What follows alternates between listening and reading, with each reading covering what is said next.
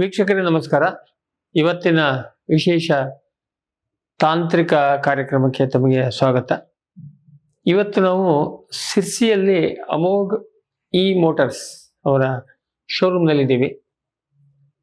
ಇದು ನಾವು ಹುಡುಕೊಂಡು ಬಂದಿದ್ದೇನಕ್ಕೆ ಅಂದರೆ, ಇವತ್ತಿನ ದಿನದಲ್ಲಿ ಎಲ್ಲ ಕ್ಷೇತ್ರದಲ್ಲೂ ಈ ಅಂದರೆ ಎಲೆಕ್ಟ್ರಿಕ್ ಈ ವಾಹನಗಳಿರ್ಬೋದು ಅಥವಾ ಬೇರೆ ಬೇರೆ ಇವನ್ನು ಬೇರೆ ಬೇರೆ ನಮ್ಮ ಇಂಡಸ್ಟ್ರಿ ಮಟ್ಟದಲ್ಲಿ ಇರ್ಬೋದು, ಎಲ್ಲದಕ್ಕೂ ಒಂದು ಸೋಲಾರು, ಆಮೇಲೆ ಅದರ ಮುಂದುವರೆದ ಭಾಗವಾಗಿ ಎಲೆಕ್ಟ್ರಿಕ್ ಇದು ಚಾಲ್ತಿಗೆ ಬಂದಿದೆ. ಏನಕ್ಕೆ ಒಂದು ಪರಿಸರ ಸಂರಕ್ಷಣೆ ದೃಷ್ಟಿಯಿಂದ ಇರ್ಬೋದು, ಮತ್ತು ಎಲ್ಲಕ್ಕಿಂತ ನಾವು ಈಗ ಮುಂದೆ ಈ ಕಾರ್ಯಕ್ರಮದಲ್ಲಿ ಹೋದಾಗ ನಿಮ್ಗೆ ಗೊತ್ತಾಗುತ್ತೆ, ಅನುಕೂಲ, ಯುಟಿಲಿಟಿ, ಮೇಂಟೆನೆನ್ಸ್ ಫ್ರೀ ಈ ಥರದ್ದು ಈ ವಿಧದಲ್ಲಿ ಬಹಳ ಇದೆ. ಆದರೆ ನಮಗೊಂದಿಷ್ಟು ಇನ್ನೂ ಒಂದು ಸ್ವಲ್ಪ ಅನುಮಾನಗಳಿದೆ. ಇದು ಹಾಗಾಗತ್ತಾ, ಹೀಗಾಗತ್ತಾ, ಅದೇನೋ ಬ್ಯಾಟ್ರಿಯಲ್ಲೆಲ್ಲ ಸ್ಫೋಟ ಆಯ್ತಂತೆ, ಇನ್ನೇನೋ ದಾರಿ ಮೇಲೆ ಹೋಗುವಾಗ ಅರ್ಧಕ್ಕೆ ನಿಂತ್ಕೊಂಡ್ ಬಿಡ್ತದ ಬ್ಯಾಟ್ರಿ ಖರ್ಚಾಗಿ, ಈ ಥರದ್ದೆಲ್ಲ ಹಲವಾರು ತಲೆ ಬಿಸಿ ಇರೋದಕ್ಕೆ, ಅಂದರೆ ನಮ್ಮ ತಲೆಯಲ್ಲಿ ಬಿಸಿ ಇರೋದಕ್ಕೆ ಇನ್ನು ಆ ಮಟ್ಟಕ್ಕೆ ಓಪನ್ ಮೈಂಡೆಡ್ ಎಲ್ಲರೂ ಇವಿಗಳಿಗೆ ಹೋಗಲಿಲ್ಲ. ಆದರೆ ನಾವು ಮುಂದುವರೆದ ಭಾಗವಾಗಿ ಕೃಷಿಯಲ್ಲಿ ಇದರ ಬಳಕೆ ಹೇಗೆ ಮಾಡ್ಕೋಬೋದು ಇಲ್ಲಿ, ಏಕೆಂದರೆ ಮಲೆನಾಡಲ್ಲೂ ಆಯಿತು, ಬಹುತೇಕ ಹಳ್ಳಿಗಳಲ್ಲಿ ಏನಾಗುತ್ತೆ, ಈ ಪೆಟ್ರೋಲ್ ಆಪರೇಟೆಡ್ ಇದು ಅದರಲ್ಲಿ ಸ್ವಾಭಾವಿಕ ಪೆಟ್ರೋಲ್ ಇಂಜಿನ್ಗಳು ಕಾಂಪ್ಲಿಕೇಟೆಡ್ ಇರುತ್ತೆ. ಅದರಲ್ಲಿ ಆವಾಗ ಸ್ಪೇರ್ಸ್ ಹೆಚ್ಚಿಗಿರುತ್ತೆ. ಸ್ಪೇರ್ಸ್ ಹೆಚ್ಚಿದ ಕೂಡಲೇ ಹಾಳಾಗುವ ಸಾಧ್ಯತೆ ಹೆಚ್ಚು, ಹಾಳಾದ ಕೂಡಲೇ ಸರ್ವಿಸ್ ಸಾಧ್ಯತೆಗಳು ಅಗತ್ಯಗಳು ಹೆಚ್ಚಾಗ್ತದೆ. ಇದು ಒಂದು ಸೈಡು. ಆಮೇಲೆ ಪೆಟ್ರೋಲ್ ತರದೇ ಒಂದು ಸಮಸ್ಯೆ. ಹಳ್ಳಿನಲ್ಲಿ ಪೆಟ್ರೋಲ್ ಕ್ಯಾನು ತುಂಬ್ಕೊಂಬಂದು ಇಟ್ಕೊಂಡು ಅದಕ್ಕೆ ಹಾಕಿ ಅವೆಲ್ಲ ಸರಿಯಾದ ಕ್ರಮನೂ ಅಲ್ಲ, ರಿಸ್ಕ್ ಬೇರೆ, ರಗಳೆ. ಅದ್ರ ಬದಲಿಗೆ ಈಗ ಕರೆಂಟ್ ಎಲ್ಲ ಕಡೆ ಇದೆ, ಬೇಡ ಎಲ್ಲ ಕಡೆ ಸೂರ್ಯ ಅಂತೂ ಬರ್ತಾನೆ, ಸೂರ್ಯನಿಂದ ಚಾರ್ಜ್ ಮಾಡ್ಕೋಬೋದು. ಹಾಗಾಗಿ ಇವಿಗಳನ್ನ ಕೃಷಿಯಲ್ಲಿ ಎಲ್ಲೆಲ್ಲಿ ಸಾಧ್ಯ ಇದ್ದಲ್ಲಿ ಬಳಕೆ ಮಾಡ್ಬೋದು ಅನ್ನೋದು ಸ್ವಾಭಾವಿಕ ಎಲ್ಲರೂ ವಿಚಾರ ಮಾಡ್ತಾರೆ, ಕೃಷಿ ಸಂಬಂಧಪಟ್ಟಂತ ಎಕ್ವಿಪ್ಮೆಂಟ್ ಅನ್ನ. ಆ ನಿಟ್ಟಿನಲ್ಲಿ ಇಲ್ಲಿ ಅಮೋಘ್ ಇ ಮೋಟರ್ಸ್ ಶ್ರೀ ಸಂತೋಷ್ ಹೆಬ್ಬಾರ್ ಹೇಳವರು, ಎಲೆಕ್ಟ್ರಿಕಲ್ ಇಂಜಿನಿಯರ್, ಅವ್ರನ್ನ ಇಂಟ್ರೊಡ್ಯೂಸ್ ಮಾಡ್ತೀನಿ. ಅವರು ನಮ್ಮ ಕೃಷಿಯಲ್ಲಿ ತೋಟದಲ್ಲಿ ಓಡಾಡುವಂತ ಗಾಡಿ, ವಿಶೇಷವಾಗಿ ಅವರು ಈ ಭಾಗದ ಇವರನ್ನು ಗುರಿಯಾಗಿಟ್ಕೊಂಡು ಮಲೆನಾಡು ಮತ್ತೆ ಕೋಸ್ಟಲ್ ಬೆಲ್ಟ್ ಅಲ್ಲಿ ಮುಖ್ಯವಾಗಿ ಅಡಿಕೆ ತೋಟದಲ್ಲಿ ಓಡಾಡೋದಕ್ಕೆ, ಅಂದ್ರೆ ಸಣ್ಣ ಜಾಗ ಇರುತ್ತೆ ಮತ್ತೆ ಡಿಫಿಕಲ್ಟ್ ಟೆರೇನ್ ಇರುತ್ತೆ, ಆ ಥರ ಜಾಗಕ್ಕೆ ಸೂಕ್ತವಾದಂತಹ ಗಾಡಿಯನ್ನು ಮಾಡಿದ್ದಾರೆ. ಮಾಡಿ ಸುಮಾರು ವರ್ಷಗಳ 8 ವರ್ಷಗಳ ಸಂಶೋಧನೆ ನಂತರ ಈಗ ಈ ವರ್ಷ 1 ವರ್ಷದಲ್ಲಿ ಮಾರುಕಟ್ಟೆಗೆ ಬಂದಿದ್ದಾರೆ. ಬಹಳ ಚೆನ್ನಾಗಿದೆ, ನಮ್ಗದು ಅನ್ನಿಸ್ತು. ನಾವು ಯಾಕೆ ಫಾರ್ಮ್ ಟಿವಿ ಕಡೆಯಿಂದ ನಮ್ಮೆಲ್ಲ ರೈತ ಬಳಗಕ್ಕೆ ಇದನ್ನ ಪರಿಚಯ ಮಾಡಬಾರ್ದು, ಮತ್ತೆ ನಾವೇ ಯಾಕೆ ಅದನ್ನ ಪ್ರಮೋಟ್ ಮಾಡಬಾರ್ದು ಹೇಳುವಂತ ಆಸಕ್ತಿ ಬಂದು ಅವರದ್ದು ಇದನ್ನೆಲ್ಲ ನೋಡಿಕೊಂಡು ನಾವು ಸಿರ್ಸಿಗೆ ಬಂದಿದ್ದೀವಿ. ಪ್ರಥಮ ಕಂತಿನಲ್ಲಿ ಇವರು ಅಮೋಘ್ ಇ ಮೋಟರ್ಸ್ ಯಾಕೆ ಬಂತು, ಏನೇನು ಮಾಡ್ತಾರೆ ಇವರು, ನಮಗೆ ನಿಮಗೆ ಏನು ಪ್ರಯೋಜನ ಹೇಳೋದನ್ನ ಕೇಳಿ ತಿಳ್ಕೊಳ್ಳೋಣ. ಸಂತೋಷ್ ಅವರು ನಮಸ್ಕಾರ. ಇವತ್ತಿನ ನಮ್ಮ ಫಾರ್ಮ್ ಟಿವಿಯ ಕಾರ್ಯಕ್ರಮಕ್ಕೆ ತಮಗೆ ಸ್ವಾಗತ. ಈಗ ನಾನು ಇಂಟ್ರೊಡಕ್ಷನ್ ಅಲ್ಲಿ ಹೇಳ್ತಾ ಇದ್ದಾಗೇನೆ, ಇವಿ ಹೇಳೋದು ಇವತ್ತಿನ ಜಗತ್ತಲ್ಲಿ ಕಾಮನ್ ಆಗಿದೆ, ಎಲೆಕ್ಟ್ರಿಕ್ ವೆಹಿಕಲ್ಸ್. ಅದರ ಕೃಷಿಯಲ್ಲಿ ಸದ್ಬಳಕೆ ಅಥವಾ ಕೃಷಿಯಲ್ಲಿ ಬಳಕೆ ಆ ಮಟ್ಟಕ್ಕೆ ಬಂದಿಲ್ಲ ಅಂತ ನಮಗೆ ಮೇಲ್ನೋಟಕ್ಕೆ ಅನಿಸ್ತದೆ, ನೀವು ಹೇಳ್ಬೇಕು. ಸೊ ಅದಕ್ಕೆ ಮೂಲ ವಿಷಯಕ್ಕೆ ಹೋಗೋದಕ್ಕಿಂತ ಮೊದಲೇ ನಿಮ್ದು ಬ್ಯಾಕ್ ಗ್ರೌಂಡ್ ಏನು, ನೀವು ಓದಿರೋದೇನು? ಎಲೆಕ್ಟ್ರಿಕಲ್ ಇಂಜಿನಿಯರಿಂಗ್, ಬಸವನಗುಡಿ, ಬೆಂಗಳೂರಲ್ಲಿ. ಓಕೆ. ಸೊ ನೀವು ಯಾವಾಗ? 2015 ಓಕೆ. ಅಲ್ಲಿಂದ ನೀವು ನಿಮ್ದು ಈ ಎಲೆಕ್ಟ್ರಿಕಲ್ ವೆಹಿಕಲ್ ಅಥವಾ ಇದಕ್ಕೆ ಎಲ್ಲಿಂದ ಶುರು ಮಾಡಿದ್ರಿ, ಏನ್ ಶುರು ಮಾಡಿದ್ರಿ ಫಸ್ಟ್? ಮೊದಲಿಂದಲೂ ಡಿಪ್ಲೊಮಾ ಮಾಡಿ ಇಂಡಸ್ಟ್ರಿಯಲ್ ಸರ್ವಿಸ್ ಮಾಡ್ತಾ ಇದ್ದೆ, ಆನಂತರ ಇಂಜಿನಿಯರಿಂಗ್ ಮಾಡಿದೆ. ಓಕೆ. ಆನಂತರ ಇಂಜಿನಿಯರಿಂಗ್ ಮುಗಿಸಿ ಕೃಷಿ ಮಾಡ್ಬೇಕು ಅಂತ ಅನಿಸ್ತು, ವಾಪಸ್ ನೀವು ಮೂಲ ಅಡಿಗೆ ತೋಟದವ್ರು? ಎಲ್ಲಿ ನಿಮ್ದು? ಹರಿಗದ್ದೆ ಅಂತ ಇತ್ಲಲ್ಲಿ, ಯಲ್ಲಾಪುರ ತಾಲೂಕು. ಕೃಷಿ ಮಾಡ್ಬೇಕಾದ್ರೆ ನಮ್ಗೆ ತುಂಬಾ ಲೇಬರ್ ಅಂತೂ ಸಿಗ್ತಾ ಇರ್ಲಿಲ್ಲ. ಅದಕ್ಕಾಗಿ ಹೇಗೆ ಮಾಡೋದು, ನಾವೇ ಕೆಲಸ ಮಾಡ್ಲಿಕ್ಕೆ ಅಷ್ಟೊಂದು ಜನ ಇಲ್ಲ. ಸೊ ಒಟ್ಟಲ್ಲಿ ನೀವು ನಿಮ್ಮ ವಿದ್ಯೆಯನ್ನ ಕೃಷಿಗೆ ಅನುಕೂಲ ಮಾಡ್ಕೊಡಕ್ಕೆ ಮಾಡ್ಬೇಕು ಅಂತ ಏನೋ ಪ್ಲಾನ್ ಮಾಡಿದ್ರಿ? ಹೌದು. ನಾನು ಫಸ್ಟ್ ಒಂದು ಎಲೆಕ್ಟ್ರಿಕ್ ಸ್ಕೂಟರ್ ತಗೊಂಡೆ 2017ರಲ್ಲಿ. ಓಕೆ. ಸ್ಕೂಟರ್ ನಿಮ್ ಬಳಕೆಗೆ? ನಮ್ಮ ಬಳಕೆಗೆ. ಆ ನಂತರ ಅದ್ರದ್ದು ಬೆನಿಫಿಟ್ ಅನ್ನು ನೋಡಿ ನಾವ್ ಯಾಕೆ ಬೇರೆಯವರಿಗೂ ಪರ್ಚೇಸ್ಬಾರ್ದು, ಹೇಗೆ ಕೃಷಿಯಲ್ಲಿ ಮುಂದಿನ ದಿವಸದಲ್ಲಿ ನಾವು ಬಳಸ್ತಾ ಬೇರೆಯವರಿಗೆ ಕೊಡ್ತಾ ಕೃಷಿಯಲ್ಲಿ ಕೃಷಿ ಎಕ್ವಿಪ್ಮೆಂಟ್ ಅನ್ನು ಅಭಿವೃದ್ಧಿ ಪಡಿಸಬೇಕು ಅಂತ ಒಂದು ಯೋಚನೆ ಬಂತು. ಬಟ್ ಅದು ಕಾಮನ್ ಸ್ಕೂಟರ್. Common scooter. ಹಾ. ಅಲ್ಲಿಂದ ನಾನು 2018ರಲ್ಲಿ ಶೋರೂಮ್ ಸ್ಟಾರ್ಟ್ ಮಾಡಿದಾಗ ಓಕೆ. ಕಸ್ಟಮರ್ ಕೊಡ್ತಾ ನಮ್ದು ಹೀಗೆ ಒಂದು ಯೋಚನೆ ಎಲೆಕ್ಟ್ರಿಕ್ ಸ್ಕೂಟರ್ ಅನ್ನ ಮಾಡಿದ್ರಿ. ಸೇಲ್ ಮಾಡ್ತಾ ಈಗ ಒಂದು ಯೋಚನೆ ಇದೆ, ಕೃಷಿ ಬಳಕೆಯಲ್ಲಿ ಇದು ತುಂಬಾ ಉಪಯೋಗ ಆಗ್ತದೆ ಅಂತ ಹೇಳ್ತಾ ಬಂದಾಗ ಬಾಲಚಂದ್ರ ಹೆಗಡೆ ಸಾಯಿ ಮನೆಯವರಿಗೆ ಫಸ್ಟ್ ಗಾಡಿಯನ್ನು ಓಕೆ, ಅದು ಮುಂದೆ ಕೃಷಿಗಾಯ್ತು, ಅದು ಆಮೇಲೆ ಬರೋಣ. ಈಗ ನೀವು ಇನ್ನೊಂದು ನಾನು ಕೇಳ್ಪಟ್ಟೆ, ನಿಮ್ಮ ಅಲ್ಲಿ ಎಲ್ಲವರೇ ಎಲೆಕ್ಟ್ರಿಕ್ ವೆಹಿಕಲ್ ಅನ್ನೇ ಬಳಸ್ತೀರಿ ನೀವು ಅಂತ. ಏನೆಲ್ಲ ವೆಹಿಕಲ್ ಇದೆ, ಯಾಕೆ ಅದನ್ನ ಮಾಡಿದ್ರಿ?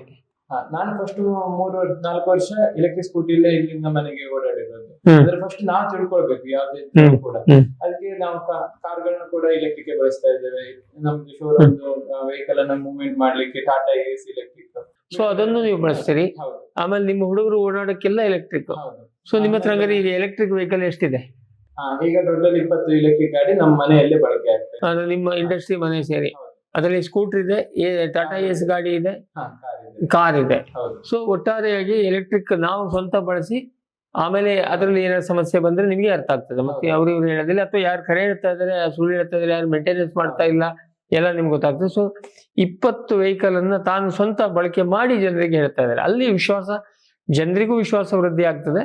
ಜೊತೆಗೆ ಇವರಿಗೆ ಮೊದಲು ಗೊತ್ತಾಗ್ತದೆ ಇದು ತಪ್ಪು ಎಲ್ಲಿದೆ ಅಥವಾ ಸಮಸ್ಯೆ ಎಲ್ಲಿದೆ, ಎಲ್ಲಿ ಕಸ್ಟಮೈಸೇಷನ್ ಬೇಕು, ಎಲ್ಲಿ ಬದಲಾವಣೆ ಬೇಕು ಅನ್ನೋದು ನಿಮ್ಗೆ ಅರ್ಥ. ಸೊ ಹಾಗಾಗಿ ನೀವೇ ಎಲೆಕ್ಟ್ರಿಕಲ್ ಬಳಸ್ತೀರಿ. ಸೊ ಹಾಗಾಗಿ ನೀವು ಸ್ಕೂಟರ್ ಶೋರೂಮ್ ಅನ್ನು ಶುರು ಮಾಡಿರಿ 2018ರಲ್ಲಿ. ನೀವು ಮೊದಲೇ ಎಲೆಕ್ಟ್ರಿಕ್ ವೆಹಿಕಲ್ ನೀವು ಮಾಡೋದಕ್ಕಿಂತ ಮೊದಲೇ ನೀವು ಚೈನಾದ್ದು, ಯಾಕೆಂದ್ರೆ ನಾವು ಕಾಮನ್ ಇದೇನಿದೆ ಚೈನಾದ್ದು ಬೇಕಾದಷ್ಟು ಈ ತರ ಗಾಡಿಗಳು ಬಂದಿದೆ ಮಾರ್ಕೆಟ್ ಅಲ್ಲಿ, ಎಲ್ಲ ಆಡ್ ನೋಡ್ತೀವಿ, ಅದನ್ನ ತಂದು ಮಾರ್ಬೋದಿತ್ತಲ್ವಾ, ನೀವು ಮಾರಿದ್ರ? 2021ರಲ್ಲಿ ಬಾಲಚಂದ್ರ ಹೆಗಡೆ ಸಾಯಿ ಮನೆಯವರಿಗೆ ಒಂದು ಮಾಡಿಫೈಡ್ ವೆಹಿಕಲ್ ಕೊಟ್ಟ ನಂತರ ತಂದು ಮಾರೋದು ಈಸಿ, ತಯಾರು ಮಾಡೋದಕ್ಕಿಂತ ಅಂತ ಅನಿಸ್ತು ಈ ಚಿಕ್ಕ ಹಳ್ಳಿಯಲ್ಲಿ. ಹಾಗಾಗಿ ಸ್ಪೇರ್ ಪಾರ್ಟ್ಸ್ ಗಳನ್ನೆಲ್ಲ ಡೆಲ್ಲಿಯಿಂದ ತಗೊಬಂದು ಇಲ್ಲಿ ನಾವು ಅದನ್ನೆಲ್ಲ ಕೂಡಿಸಿ ಮಾರಾಟ ಮಾಡ್ಲಿಕ್ಕೆ ಪ್ರಯತ್ನ ಮಾಡಿದ್ವಿ. 20 ಲಕ್ಷ ರೂಪಾಯಿಗೆ ಕೊಡ್ತಾ ಇದ್ವಿ. 1 ಲಕ್ಷ ಒಳಗಡೆನೆ 200 kg ಸಾಮರ್ಥ್ಯದ 3 ಚಕ್ರದ ಗಾಡಿಯನ್ನ, ಕೃಷಿ ಗಾಡಿಯನ್ನ ಎಲೆಕ್ಟ್ರಿಕಲ್ ಆನ್ ರೋಡ್ ಓಡಾಡುವಂತ ಗಾಡಿಗಳಾಗಿದ್ವು. ಏನಾಗಿದೆ, 3 ಚಕ್ರದ ಎಲೆಕ್ಟ್ರಿಕ್ ಗಾಡಿ ಬಹಳ ಕಾಮನ್. ಬಟ್ ಅವೆಲ್ಲ ನೀವು ಹೇಳ್ದಂಗೆ ಆನ್ ರೋಡ್ ಗಾಡಿಗಳು. ಇಲ್ಲಿ ಒಂದು ವೀಕ್ಷಕರ ಒಂದು ಡಿಫರೆನ್ಸ್ ಇದೆ ನೆನ್ಪಿಟ್ಕೊಳ್ಳಿ. ರಿಜಿಸ್ಟ್ರೇಷನ್ ಅಂತಿಂತ ದೃಷ್ಟಿಯಿಂದ ಸಿಟಿಗೆ ಓಡಾಡುವಂಥದ್ದು ಆನ್ ರೋಡ್ ಅಂದ್ರೆ ಪ್ರಶ್ನೆ ಬಂದ ಕೂಡಲೇ ಅಲ್ಲಿ ಅವಾಗ ಸೇಫ್ಟಿ ಪ್ರಶ್ನೆ ಬರ್ತದೆ, ಆಮೇಲೆ ರಿಜಿಸ್ಟ್ರೇಷನ್ ಬರ್ತದೆ ಅಲ್ಲಿ. ಯಾಕೆಂದ್ರೆ ನೀವು ಗಾಡಿ ಹೊಡ್ಕೊಂಡು ಹೋಗಿ ಇನ್ನೊಬ್ರಿಗೆ ಹಾನಿ ಆದ್ರೆ ಅದಕ್ಕೆ ಯಾರು ಜವಾಬ್ದಾರಿ ಹೇಳುವಂತ, ರಿಜಿಸ್ಟ್ರೇಷನ್, ಇನ್ಶೂರೆನ್ಸು, ಇವೆಲ್ಲ ಪ್ರಶ್ನೆ ಬರ್ತದೆ. ಹಂಗಾಗಿ ಆನ್ ರೋಡ್ ಗಾಡಿಗಳು ಅದ್ರ ಡಿಸೈನ್ ಬೇರೆ ಇರ್ತದೆ. ಅದು ಜೋರು ಹೋಗ್ಬೇಕು, ಅಟ್ಲೀಸ್ಟ್ ಒಂದು 45 ಕಿಲೋಮೀಟರ್ ಸ್ಪೀಡಲ್ಲಿ ಹೋಗ್ಬೇಕು, ಆಮೇಲೆ ಸೇಫ್ಟಿ ಇರಬೇಕು, ಕಾಂಪ್ಯಾಕ್ಟ್ ಇರಬೇಕು, ಏನೇನೋ ಅದ್ರ ಡಿಸೈನಿಂಗ್ ಉದ್ದೇಶನೇ ಬೇರೆ ಇರುತ್ತೆ. ಆದ್ರೆ ಅದನ್ನೇ ಆಫ್ ರೋಡ್, ಈಗ ನೀವು ಕೃಷಿಗೆ ಬಳಕೆ ಆಫ್ ರೋಡ್ ಅಂತ ಹೇಳ್ತೀವಿ. ಆಫ್ ರೋಡ್ ಗಾಡಿಗಳಿಗೆ ಈ ತರದ್ ಯಾವ್ದು ರಿಜಿಸ್ಟ್ರೇಷನ್ ಪ್ರಶ್ನೆ ಬರೋದಿಲ್ಲ. ಮತ್ತೆ ಇಲ್ಲಿ ಅನುಕೂಲ, ಇಲ್ಲಿಗೆ ಅನುಕೂಲಕ್ಕೆ ತಕ್ಕಾಗಿ ಡಿಸೈನ್, ಮೂಲ ಡಿಸೈನೇ ಬದಲಾಗ್ತದೆ. ಹಂಗಾಗಿ ನಾನು ಪೇಟೆಗೆ ಹೋದೆ ಗಾಡಿ ತಗೊಂಡೋಗ್ತೀನಿ, ತೋಟದಲ್ಲಿ ಓಡಾಡ್ತೀನಿ ಅನ್ನೋದು ಸರಿಯಾದ ಕ್ರಮ ಅಲ್ಲ. ಸೊ ಈಗ ನೀವು ತಂದಾಗ ಅದು ನಿಮ್ಗೆ ಡಿಸೈನಿಂಗ್ ಎಂತ ಪ್ರಾಬ್ಲಮ್ ಅಂತ, ಅದು ಮುಖ ಏಳೋದು, ಅಂದ್ರೆ ಪಲ್ಟಿ ಆಗೋದು. ಈಗ ಹಿಂದ್ಗಡೆ ಬರ ಹಾಕಿದ್ರೆ ಮುಂದೆ ಹೋಗ್ತದೆ, ಮತ್ತೆ ಸ್ವಲ್ಪ ಹೊಂಡ ತಗ್ಗಿನಲ್ಲಿ ಹೋದಾಗ ಪಲ್ಟಿ ಆಗೋದು. ಅಂದ್ರೆ ಅದು ಮೂಲತಃ ಡಿಸೈನಿಂಗ್ ರೋಡಿಗೆ ಇದೆ. ನೀವು ಹೊಂಡದಲ್ಲಿ ಓಡಾಡ್ಸಕ್ಕಲ್ಲ, ತೋಟದಲ್ಲಿ ಓಡಾಡ್ಸಕ್ಕಲ್ಲ. ಕೆಸರಿನಲ್ಲಿ ಸಿಕ್ಕಾಕೊಳ್ಳೋದು, ಮತ್ತೆ ಪದೇ ಪದೇ ವೈರ್ಗಳು ಹಾಳಾಗೋದು, ಅಂದ್ರೆ ಮೋಟರ್ ಹಾಳಾಗೋದು, ಸೊ ಒಟ್ಟಾರೆಯಾಗಿ ಈಗ ಆನ್ ರೋಡ್ ಎಲೆಕ್ಟ್ರಿಕ್ ವೆಹಿಕಲ್ ಅನ್ನ ಆಫ್ ರೋಡ್ ಬಳಕೆ ಮಾಡೋದು ಸರಿಯಾದ ಕ್ರಮ ಅಲ್ಲ. ನಿಮ್ಗೊಂದು 3-4 ವಾರದಲ್ಲಿ ಗೊತ್ತಾಯ್ತು. ಆದ್ರೆ ನಾವೊಂದು 25 ಗಾಡಿ ಮಾಡಿದ್ರೆ ಆ 25 ಗಾಡಿಯನ್ನ ಮಾಡ್ಲಿಕ್ಕೆ ನಮ್ಗೆ 3 ವರ್ಷ ತಗೊಂತು. ಅಂದ್ರೆ ಜನರಿಗೆ ಕಡಿಮೆ ರೇಟಿಗೆ ಕೊಟ್ಟಿರೋದು ಪ್ರಯೋಜನ ಆಗಿಲ್ಲ, ಕಿರಿಕಿರಿನೇ ಹೆಚ್ಚಾಯ್ತು. ನಮಗೂ ಕಿರಿಕಿರಿ ಆಯ್ತು, ಆದ್ರೆ ಜನರಿಗೂ ಅಂದ್ರೆ ಕಷ್ಟ ಆಯ್ತು. ಸೊ ಹಾಗಾಗಿ ನೀವ್ ಹೇಳಿದ್ದು ಆನ್ ರೋಡ್ ಗಾಡಿ ಆಫ್ ರೋಡಿಗೆ ಅಲ್ಲ, ಅದು ಉದ್ದೇಶನೇ ಬೇರೆ ಇದೆ, ಡಿಸೈನ್ ಬೇರೆ ಇದೆ, ಅದರ ಯುಟಿಲಿಟಿ ಬೇರೆ ಇದೆ. ಸೊ ಆವಾಗ ನೀವು ಇದು ಯಾಕೋ ಅಲ್ಲ ಅಂತ ನೀವೇ ಡಿಸೈನಿಂಗಿಗೆ, ಮೂಲ ತತ್ವ ಒಂದೇ, ಅದರ ಡಿಸೈನ್ ಬೇರೆ, ಮತ್ತೆ ತಾಕತ್ತು ಬೇರೆ. 2021ರಲ್ಲಿ ನಾವು ಪಾರ್ಟ್ಸ್ ಗಳನ್ನ ತಗೊಂಡ್ಬಂದು ಇಲ್ಲಿ ಅಸೆಂಬಲ್ ಮಾಡಿ ಕೊಟ್ಟಿರುವಂತ ಗಾಡಿಗಳಾಗಿತ್ತು ಕಸ್ಟಮರ್ಗಳಿಗೆ. ಆದ್ರೆ ಇದು ಬಳಕೆಗೆ ಅನುಕೂಲ ಇತ್ತು, ಆದ್ರೆ ಇದರ ಡಿಸೈನ್ ನಮ್ಮಲ್ಲಿಗೆ ಬಳಕೆ ಮಾಡ್ಲಿಕ್ಕೆ ತೊಂದರೆ ಮಾಡ್ತಾ ಇತ್ತು. ಇದು ಟೈರ್ಗಳು ಕೆಸರಲ್ಲಿ ಸಿಕ್ಕಾಕೊಳ್ತಾ ಇತ್ತು, ಮತ್ತೆ ಟೈರ್ ಮಧ್ಯದಲ್ಲಿ ಬಾಡಿ ಹಿಂದೆ ಇರೋದ್ರಿಂದ ಗಟ್ಟದಲ್ಲಿ ಮುಖ ಎದ್ದು ಬಿಡ್ತಾ ಇತ್ತು ಲಗೇಜ್ ಜೊತೆ. ಮತ್ತೆ ಬಾಡಿ ಹೊರಗಡೆ ಇದೆ, ಟೈರ್ ಒಳಗಡೆ ಇರೋದ್ರಿಂದ ಒಂದು ಚಿಕ್ಕ ಪುಟ್ಟ ಹೊಂಡದಲ್ಲಿ ಪಲ್ಟಿ ಆಗೋ ಸಾಧ್ಯತೆ ಜಾಸ್ತಿ ಇತ್ತು. ಇದರಲ್ಲಿ ಬ್ಯಾಟ್ರಿಗಳು ಕಾಲು ಕೆಳಗಡೆ ಇತ್ತು. ಅದರಲ್ಲಿ ನೀರು ತುಂಬಿ ವೈರ್ ಕನೆಕ್ಷನ್ಗಳು ಪದೇ ಪದೇ ರಸ್ಟ್ ಬರೋದು ಮತ್ತೆ ಹಾಳಾಗೋದು ಆಗ್ತಾ ಇತ್ತು. ಮತ್ತೆ ಇದು ತುಂಬಾ ಲೈಟ್ ವೇಟ್ ಇತ್ತು. ಇದು ಯಾರು ಬೇಕಾದ್ರೂ ಎತ್ಬೋದು, ಅಷ್ಟು ಲೈಟ್ ವೇಟ್ ಇದೆ. ಅದನ್ನ ರೋಡ್ ಗ್ರಿಪ್ಪಿಗೋಸ್ಕರ ಸ್ವಲ್ಪ ವೇಟ್ ಅನ್ನು ಜಾಸ್ತಿ ಮಾಡಿ ತುಂಬಾ ಚೆನ್ನಾಗಿ ಸ್ಟೆಬಿಲಿಟಿಯನ್ನ ಹೊಸ ವರ್ಷನ್ಗಳಲ್ಲಿ ಕೊಟ್ಟಿದ್ದೇವೆ. ಡಿಸೈನ್ ಆಗಿರೋದು ಆನ್ ರೋಡಿಗೋಸ್ಕರ. ಇದು ಆನ್ ರೋಡ್ ಅಲ್ಲಿ ತುಂಬಾ ಚೆನ್ನಾಗಿ ಪರ್ಫಾರ್ಮೆನ್ಸ್ ಮಾಡ್ತಾ ಇದೆ. ಆದ್ರೆ ನಾವು ಇದನ್ನ ಆಫ್ ರೋಡ್ಗೆ ನಾವು ಬಳಕೆ ಮಾಡ್ಲಿಕ್ಕೆ ಹೋದಾಗ ನಮಗೆ ತೊಂದರೆಗಳು ಕಂಡು ಬಂದಿತ್ತು, ಪ್ರಾಬ್ಲಮ್ಗಳಾಗಿತ್ತು. ನಾವು ಅದಕ್ಕೆ ಆಗಿ ಆಫ್ ರೋಡ್ ಗಾಡಿಯನ್ನ ಡೆವಲಪ್ ಮಾಡಿ ಈಗ ಮಾಡ್ಕೊಡ್ತಾ ಇದ್ದೇವೆ. ಇದು ಸ್ಪೀಡ್ ಜಾಸ್ತಿ ಇದೆ, ಆದ್ರೆ ಲೋಡಿಂಗ್ ಕೆಪಾಸಿಟಿ ಕಡಿಮೆ ಇದೆ. ಇದು 2 ಕ್ವಿಂಟಲ್ ಲೋಡಿಂಗ್ ಕೆಪಾಸಿಟಿ ಅಷ್ಟೇ ಹೊಂದಿದೆ ಘಟ್ಟದಲ್ಲಿ, ಮತ್ತು ಕಡಿಮೆ 100 kg ತಗೊಂಡು ಹೋಗೋದಿಲ್ಲ 45 ಡಿಗ್ರಿ ಅಪ್ ಸಿಕ್ಕಿದ್ರೆ. ನಮ್ಮಲ್ಲಿ 45 ಡಿಗ್ರಿ ಅಪ್ ಕೂಡ 4 ಕ್ವಿಂಟಲ್ 5 ಕ್ವಿಂಟಲ್ ತಗೊಂಡು ಹೋಗೋ ಕೆಪಾಸಿಟಿಯನ್ನ ಕೊಟ್ಟಿದ್ದೇವೆ. ಸ್ಪೀಡ್ ಕಡಿಮೆ ಇದೆ, ಆಫ್ ರೋಡಿಗೋಸ್ಕರ. ಇದಲ್ಲದೆ ನಿಮ್ದು ಸಂಕ್ಷಿಪ್ತವಾಗಿ ಇನ್ನೇನು ಆಕ್ಟಿವಿಟಿ ಇದೆ? ಎಲೆಕ್ಟ್ರಿಕ್ 2 ವೀಲರ್ ಅನ್ನ ಈಗಲೂ ಕಂಟಿನ್ಯೂ ಇದೆ. ಮತ್ತೆ ಸೋಲಾರ್, ವಾರಿ ಸೋಲಾರ್ ಫ್ರಾಂಚೈಸಿ ಇದೆ. ಓಕೆ, ಸೋಲಾರ್ ಅದರಲ್ಲಿ roof top of grid, on grid solar pump set ಎಲ್ಲ ಮಾಡ್ತೀರಿ. ಹೌದು. ಮತ್ತೆ ಈಗ ಹೊಸದಾಗಿ 1 ವರ್ಷದ ಹಿಂದೆ ನಾವು ಪೂರ್ತಿಯಾಗಿ ಸೋಲಾರ್ ಮೇಲೆ, ಅಂದ್ರೆ ಕೆಬಿ ಕನೆಕ್ಷನ್ ಇಲ್ಲದೆ ನಡೆಸುವಂತ ಇಂಡಸ್ಟ್ರಿಗಳನ್ನ ಒಂದು ಪ್ರಾಯೋಗಿಕವಾಗಿ ಒಂದು ಅಡಿಕೆ ಸುಲಿಯುವ ಫ್ಯಾಕ್ಟರಿಯನ್ನು ಸೆಟಪ್ ಮಾಡಿದ್ದೇವೆ. ಅದು solar, battery charging, running, DC ಮೋಟರ್ಗಳು ಎಲ್ಲ ಡಿಸಿ ಮೋಟರ್. ಸೊ ಅವಾಗ ಕೆಬಿ ಕರೆಂಟ್ ಕೊಡೋ ಪ್ರಶ್ನೆನೇ ಬರೋದಿಲ್ಲ. ನೀವೇ ಸ್ವಂತ ಮ್ಯಾನುಫ್ಯಾಕ್ಚರಿಂಗ್ ಮಾಡ್ತೀರಾ? ಯಾಕೆಂದ್ರೆ ಈಗ ನಮ್ಮ ಎಲ್ಲರ ತಲೆಯಲ್ಲಿ ಏನಿದೆ, ಸುಮ್ಮನೆ ಹೇಳ್ತಾರೆ ಎಲ್ಲ ಕತೆ, ಚೈನಾದಿಂದ ತರ್ತಾರೆ, ಇಲ್ಲಿ ಬಂದು ಸ್ಟಿಕ್ಕರ್ ಹಾಕಿ ಮಾರ್ತಾರೆ. ಇದು ಬಹುತೇಕ ಹ್ಯಾಂಡ್ ಪವರ್ ಟೂಲ್ಸ್ ಇದೆ. ಆವಾಗ ನಮಗೇನು ಕಡಿಮೆ 10 ರೂಪಾಯಿ ಕಡಿಮೆನೇ ಹೆಚ್ಚಾಗಿ ಗೊತ್ತಿಲ್ಲ. ಅದಕ್ಕಿಂತ ಆಮೇಲೆ ಮುಂದೆ ರಿಪೇರಿ ವಿಷಯ ಬಂದಾಗ ಯೂಸ್ ಅಂಡ್ ಥ್ರೋ ಆಗ್ತದೆ ಬಹುತೇಕ ಸಂದರ್ಭದಲ್ಲಿ. ಇದು ನೀವು ಈ ಎಲೆಕ್ಟ್ರಿಕ್ ಈ ಕಾರ್ಟ್ ಏನಿದೆ, ಈ ಸ್ಕೂಟರ್ ಅಂತೂ ನೀವು ತಂದು ಮಾರೋದು, ಅದು ನಿಮ್ಮ ಪ್ರಶ್ನೆ ಇಲ್ಲ. ಸೋಲಾರು ಅದು ಹೊರಗಿಂದ ಬರ್ತದೆ, ನೀವು ಫಿಟ್ಟಿಂಗ್ ಮಾಡೋದಷ್ಟೇ ಕೆಲಸ, ಕಸ್ಟಮೈಸೇಷನ್ ಮಾಡೋದಷ್ಟೇ. ಬಟ್ ನಾವು ಈ ಕಾರ್ಟ್ ವಿಷಯಕ್ಕೆ ಬಂದ್ರೆ ಪೂರ್ತಿ ನೀವೇ ಮಾಡ್ತೀರಾ? ಅಂದ್ರೆ ಈಗ ಹೆಡ್ಲೈಟ್, ಬ್ರೇಕ್ ಲಿವರ್, ಈ ತರ ಟೈರ್ಗಳು ಅದೆಲ್ಲ ಬೇರೆ ತರ ಹೊರಗಡೆ ಸಿಗ್ತದೆ. ಅದನ್ನ ಮ್ಯಾಕ್ಸಿಮಮ್ ಅಂದ್ರೆ ಎಲ್ಲಾ ಕಡೆ ಸಿಗುವಂತ ಪಾರ್ಟ್ಗಳನ್ನ ಯೂಸ್ ಮಾಡಿ ಮಾಡಿದ್ದೇವೆ. ಉಳಿದಿದ್ದೆಲ್ಲ ಪಾರ್ಟ್ಗಳು ಬ್ಯಾಟ್ರಿ ನೀವು ಬೇರೆ ತರ್ತೀರಿ, ಮಾಡಿಸಿರುವಂತದ್ದು. Sheet, application, painting, design, body design. Battery ಅಂತೂ ನೀವು ಹೊರಗಿನ ತರಬೇಕು. ಈಗ ಒಂದು ಕಾರ್ ತಯಾರಾದ್ರೆ ಅದರಲ್ಲಿ ಒಂದು ಕೊನೆ ಪಕ್ಷ ಒಂದು 100 ಬೇರೆ ಬೇರೆ ಮ್ಯಾನುಫ್ಯಾಕ್ಚರರ್ಸ್ ಇರ್ತಾರೆ. ಕಾರ್ ಹೇಳಿ, ವಿಮಾನ ಹೇಳಿ, ಬೇಡ ನಮ್ಮ ಸ್ಯಾಟಲೈಟ್ಗಳು ಎಲ್ಲೆಲ್ಲೋ ತಯಾರಾಗಿ ಬರ್ತದೆ. ಹಾಗಾಗಿ ಅದು ಓಕೆ. ಸೊ ಈ ಮೂಲ ಫ್ಯಾಬ್ರಿಕೇಶನ್ ಅದೆಲ್ಲ ಕಸ್ಟಮೈಸೇಷನ್ ನೀವೇ ಮಾಡೋದು. ಸೊ ನಿಮ್ಮದೇ ಮ್ಯಾನುಫ್ಯಾಕ್ಚರಿಂಗ್ ಯೂನಿಟ್ ಇದೆಯಾ? ಓಕೆ. ಸೊ ಫ್ಯಾಬ್ರಿಕೇಶನ್ ಯೂನಿಟ್ ನಿಮ್ದಿದೆ. ಸೊ ಇಲ್ಲಿ ಪೇಂಟಿಂಗ್ ನಡೆದ ಪ್ರತಿಯೊಂದು ಇಲ್ಲಾಗಿ ಬರ್ತದೆ. ಎಲ್ಲ ನಾವು ಲೋಕಲ್ ಅಲ್ಲೇ ಪ್ರೊಕ್ಯೂರ್ ಮಾಡುವಂತದ್ದು, ಶಿರ್ಸಿಯಲ್ಲೇ ನಾವು ಪರ್ಚೇಸ್ ಮಾಡಿ ಗಾಡಿಯನ್ನ ರೆಡಿ ಮಾಡುವಂತದ್ದು. ಓಕೆ. ಕೂಡ ಅವ್ರಿಗೆ ಸ್ಪೇರ್ ಪಾರ್ಟ್ಸ್ ತೊಂದರೆ ಆಗಬಾರ್ದು. ಶಿರ್ಸಿಯಲ್ಲಿ ಚಿಕ್ಕ ಊರಿನಲ್ಲಿ ಹೊರಗಡೆ ಕೂಡ ಅವರಿಗೆ ಸಿಗ್ತದೆ. ಇದರಲ್ಲಿ ಮ್ಯಾಕ್ಸಿಮಮ್ ಪಾರ್ಟ್ಗಳು ಹೀರೋದಿದೆ, ಯಮಹಾದಿದೆ, ಬಜಾಜ್ ರಿಕ್ಷಾದಿದೆ, ಮಾರುತಿ ಸುಜುಕಿ ಪಾರ್ಟ್ಗಳಿವೆ, ಪಾರ್ಟ್ಗಳಿವೆ. ಸೊ ದಟ್ ಎಲ್ಲ ಕಡೆ ಸಿಗ್ತದೆ. ಎಲ್ಲ ಕಡೆ ಸಿಗುವಂತದ್ದು ಮ್ಯಾಕ್ಸಿಮಮ್ ಹೊರಗಡೆ ಬೇರೆ ಮಾಡೆಲ್ಗಳಲ್ಲಿ ಬಳಸ್ತಾ ಇರುವಂತ ಪಾರ್ಟ್ಗಳನ್ನೇ ಬಳಕೆ ಮಾಡ್ತೀರಿ. ಸೊ ದಟ್ ನಿಮಗೆ ಮುಂದೆ ಕಸ್ಟಮರ್ ದೃಷ್ಟಿಯಿಂದ ಒಳ್ಳೇದಾಗ್ತದೆ. ಈ ಕಾರ್ಟ್ ಅಲ್ಲಿ ಎಷ್ಟು ಟೈಪ್ ಇದೆ? ಈ ಕಾರ್ಟ್ ನಲ್ಲಿ 3 ಬಗೆಯ ಕಾರ್ಟ್ಗಳನ್ನ ಈಗ ಸದ್ಯ ಕೊಡ್ತಾ ಇದ್ದೀವಿ. ಒಂದು ಬೇಸಿಕ್ ನಾನು ಕೂತ್ಕೊಂಡಿರೋದು, ಇದರಲ್ಲಿ ಮ್ಯಾನ್ಯುವಲ್ ಲಿಫ್ಟ್ ಇರುತ್ತೆ. ಸೊ ಕೈಯಲ್ಲಿ ಎತ್ತುವಂತ, ಅದು ಹಿಂದಿನ ಹಾಪರ್ ಅನ್ನ ಕೈಯಲ್ಲಿ ಎತ್ತೋದು. ಒಂದು 400 kg loading, 400 kg. Okay okay. Normal ವೀಲ್ಗಳು ಬರ್ತದೆ. ಇದರ ನಂತರ ಸ್ಕೂಟರ್, ಇವೆಲ್ಲ ಸ್ಕೂಟರ್ ಟೈರ್ಸ್. ಸ್ಕೂಟರ್ ಟೈರ್ಗಳು. ಓಕೆ. ಇದರ ನಂತರ 600 kg ಮಾಡೆಲ್ ಅದು manual lift. Okay okay. Power tiller tyre, manual lift ಎರಡಾಯ್ತು. ನೀವು ಕೂತ್ಕೊಂಡಿರುವಂತದ್ದು 600 kg ಲೋಡಿಂಗ್ ಕೆಪಾಸಿಟಿ. ಸೊ ಇದೇನ್ ಕೇಳಿದ್ರೆ ಎಲ್ಲದೂ ಇದು ಆಟೋಮೆಟಿಕ್ ಅಂದ್ರೆ ಎಲೆಕ್ಟ್ರಿಕ್ ಲಿಫ್ಟ್ ಅಂದ್ರೆ ಹೈಡ್ರಾಲಿಕ್ ಬರ್ತದೆ. ಆಮೇಲೆ ಟೈರು ಪವರ್ ಟಿಲ್ಲರ್ ಟೈರ್ ಇದೆ. ಇದು ಎಲ್ಲಿ ಹೋದ್ರು ಹೂತ್ಕೊಳ್ಳೋದಿಲ್ಲ. 6 ಕ್ವಿಂಟಲ್ ಕೆಪಾಸಿಟಿ. ಓಕೆ, ಅದರದ್ದು ತಾಂತ್ರಿಕ ಮಾಹಿತಿ ಆಮೇಲೆ ಬರೋಣ. ಸೊ ಒಟ್ಟಾರೆಯಾಗಿ ಇದು ಮೂಲತಃ 3 ಬೇಸಿಕ್ ಇದೆ. ಇದಕ್ಕೀಗ ಸಂಕ್ಷಿಪ್ತವಾಗಿ ಅಟ್ಯಾಚ್ಮೆಂಟ್ಸ್ ಮತ್ತೇನಾದ್ರು ಮಾಡಿದೀರಾ? ಈ ರೈತರು ಅಂದ ತಕ್ಷಣ ನನಗೆ ಬೇರೆ ಬೇರೆ ಅದಕ್ಕೆ ಬೇಕು ಅಂತ ಹೇಳ್ತಾರೆ. ಅದಕ್ಕೆ ಅಟ್ಯಾಚ್ಮೆಂಟ್ಸ್ ಏನಾದ್ರು ಇದೆಯಾ? ಈಗ ನಾವು ಮಾಡಿರೋದು ಒಂದು HDP ಸ್ಪ್ರೇಯರ್ ಇದೆ. HDP.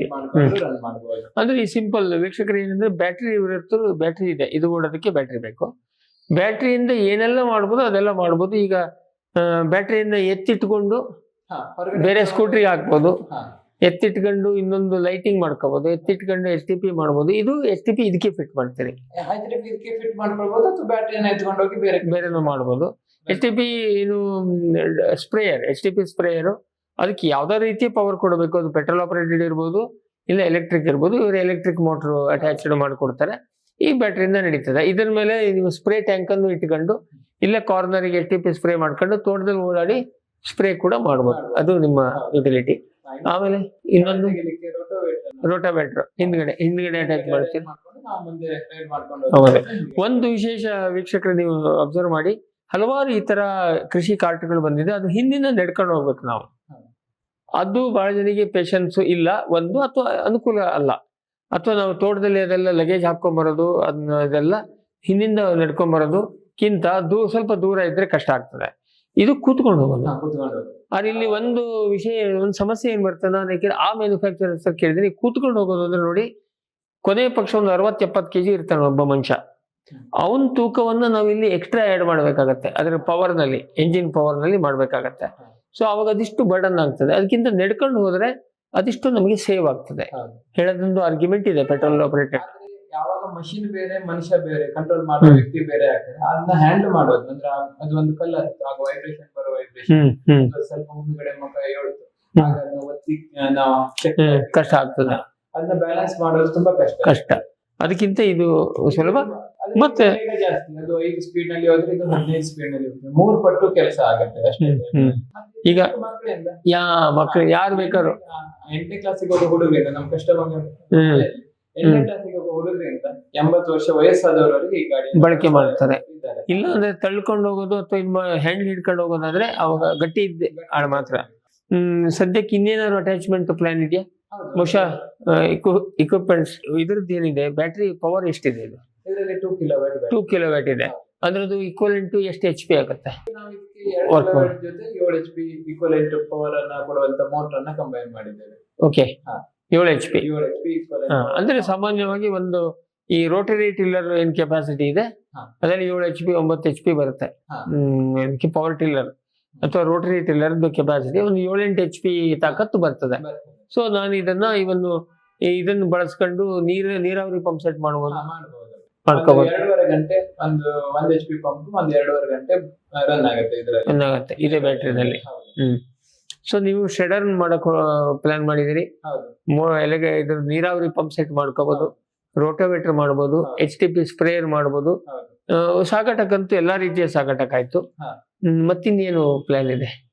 ಮತ್ತೆ ಕಳೆ ಹೊಡೆಯೋದು, ಇದೇ ಬ್ಯಾಟ್ರಿಯಿಂದ ಕಳೆ ಹೊಡೆಯೋದು, ಮರ ಕಟ್ ಮಾಡೋದು, ಬ್ರಷ್ ಕಟ್ರು, ಕಿಚೈನ್ಸ್, ಒಂದೆರಡು ಶುಗರ್ ಕೇನ್ ಮಷಿನ್ ಗಳನ್ನ ಮಾಡ್ಕೊಟ್ಟಿದ್ದೇವೆ. ಅಂದ್ರೆ ರೋಡ್ ಸೈಡ್ ಮಾರಾಟ ಮಾಡುವವರಿಗೆ ಇದೇ ಬ್ಯಾಟ್ರಿಯಿಂದ ರನ್ ಆಗೋ ತರ. ಇದು ಕಬ್ಬಿನ ಸತೆಗೆ.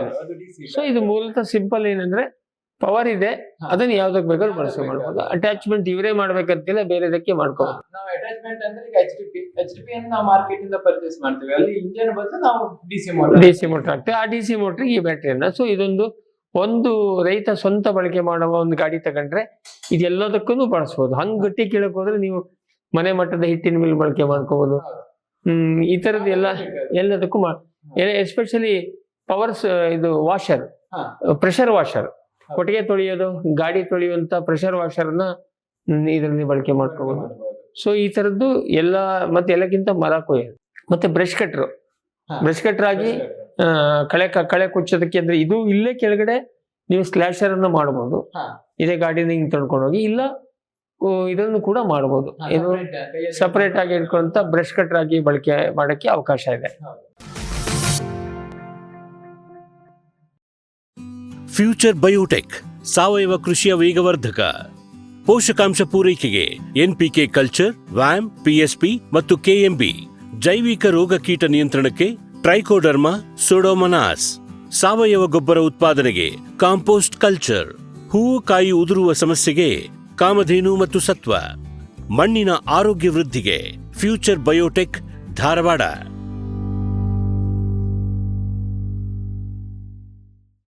ಸಮೃದ್ಧ ಸಾವಯವ ಗೊಬ್ಬರ, ಎಂಎಸ್ಜಿಪಿ ಮತ್ತು ಕೆಸಿಡಿಸಿ ಉತ್ಪಾದನೆ, ಫಾರ್ಮ್ ಟಿವಿಯಿಂದ ಸರಬರಾಜು, ಅತಿ ಕಡಿಮೆ ಬೆಲೆಗೆ ಅತ್ಯುತ್ತಮ ಗೊಬ್ಬರ, ಇಲ್ಲ ಭಾರಲೋಹ, ಕೃಷಿ ವಿಶ್ವವಿದ್ಯಾಲಯದಿಂದ ಪರೀಕ್ಷಿತ ಸಾವಯವ ಇಂಗಾಲ, ಎನ್ಪಿಕೆ, ಪಿಎಚ್, ಇಸಿ ಎಲ್ಲ ನಿಗದಿತ ಮಿತಿಯಲ್ಲಿ. ಅಡಿಕೆ, ತೆಂಗು, ಬಾಳೆ, ಕಾಫಿ, ದಾಳಿಂಬೆ, ದ್ರಾಕ್ಷಿ, ಕಬ್ಬು, ಭತ್ತ, ಜೋಳ, ಹತ್ತಿ ಹೀಗೆ ಎಲ್ಲಾ ಬೆಳೆಗಳಿಗೂ ಪ್ರಶಸ್ತ. ಜೀವಂತ ಮಣ್ಣು, ಸಮೃದ್ಧ ಬೆಳೆ, ಅತ್ಯಧಿಕ ಲಾಭಕ್ಕೆ ಬಳಸಿ ಸಿಟಿ ಕಾಂಪೋಸ್ಟ್. ವಿಶ್ವದಾದ್ಯಂತ ಪೇಟೆಂಟ್ ಪಡೆದ ನ್ಯಾನೋ ತಂತ್ರಜ್ಞಾನದಲ್ಲಿ ತಯಾರಾದ ನೂವಾಲ್ಗಿ ದ್ರಾವಣ. ನೂವಾಲ್ಗಿ ಉಪಯೋಗಿಸಿದ ಮೇಲೆ ತುಂಬಾ ಇಳುವರಿನೂ ಬಂದಿದೆ. ಕಾಳುಮೆಣಸಿಗಂತೂ ಬಹಳ ಚೆನ್ನಾಗಿ ಬರುತ್ತೆ. ರೇಷ್ಮೆ ಎಲೆನೂ ಚೆನ್ನಾಗಿ ಬರ್ತದೆ. ಗಿಡಗಳು ತುಂಬಾ ಚೆನ್ನಾಗಿ ಬೆಳವಣಿಗೆ ಆಯಿತು. ಯಾವುದೇ ರಾಸಾಯನಿಕ ಅಥವಾ ವಿಶೇಷ ಗೊಬ್ಬರಗಳ ಗೊಡವೆ ಇಲ್ಲದೆ ಎಲ್ಲ ಬೆಳೆಗಳಲ್ಲಿ ಉತ್ತಮ ಗುಣಮಟ್ಟದ ಅಧಿಕ ಫಸಲನ್ನು ಪಡೆಯಿರಿ. ಯಾವಾಗಲೂ ನನ್ನ ಇರೋವರೆಗೂ ನೀವು ಅಲ್ಲಿಗೆ ಅಂತೂ ಬಿಟ್ಟು ಬಾಳಲ್ಲ ಅಂತ ಒಂದು ಭರವಸೆ ಕೊಡ್ತೀನಿ. ರೈತ ಬಾಂಧವರ ಸೇವೆಗೆ ಫಾರಂ ಟಿವಿಯ ಮತ್ತೊಂದು ಹೆಜ್ಜೆ. ಅತ್ಯುತ್ತಮ ಲ್ಯಾಬ್ ಮತ್ತು ನರ್ಸರಿಯ ಟಿಶ್ಯೂ ಕಲ್ಚರ್ ಮತ್ತು ಬೀಜ ಗಿಡಗಳು, ಗುಗಳೆ ಬಯೋಟೆಕ್ನ ಜಿನಿನ್ ಮತ್ತು ಏಲಕ್ಕಿ ಬಾಳೆ ಟಿಸಿ ಗಿಡಗಳು, ರೋಗರಹಿತ ದಾಳಿಂಬೆ ಮತ್ತು ಶೀಘ್ರ ಬೆಳೆಯುವ ತೇಗದ ಟಿಶ್ಯೂ ಕಲ್ಚರ್ ಗಿಡಗಳು, Taiwan red lady hybrid F1 ಮತ್ತು ನಂಬರ್ 15 ಪಪಾಯ ಬೀಜ ಗಿಡಗಳು. ಹಿಂದೆ ಕರೆ ಮಾಡಿ ಗಿಡ ಕಾಯ್ದಿರಿಸಿ. ಗ್ರೀನ್ ಪ್ಲಾಸ್ಟ್ ಐಎಸ್ಐ ಪ್ರಮಾಣೀಕೃತ ಪರಿಶುದ್ಧ HDPE ಜಿಯೋ ಮೆಂಬ್ರೇನ್ ಪಾಂಡ್ ಲೈನರ್ಗಳು ಕೃಷಿ ಹೊಂಡ, ಕೆರೆ, ಕಾಲುವೆ, ಮೀನುಕೊಳ, ಸ್ಪಿರುಲಿನಾ ಹೊಂಡಗಳಿಗೆ ಬೇಕಾದ ಆಕಾರ ಮತ್ತು ವಿಸ್ತೀರ್ಣಗಳಲ್ಲಿ ಸರ್ಕಾರದ ಸಬ್ಸಿಡಿ ಯೋಜನೆಯಡಿ ಲಭ್ಯ. 100% ಪುನರ್ಬಳಕೆ, ಯುವಿ ಮತ್ತು ಒಡಕು ನಿರೋಧಕ, ಪಕ್ಕಾ ಜೋಡಣೆ, 5 ವರ್ಷಗಳ ಲಿಖಿತ ವಾರಂಟಿ. ಗ್ರೀನ್ ಪ್ಲಾಸ್ಟ್.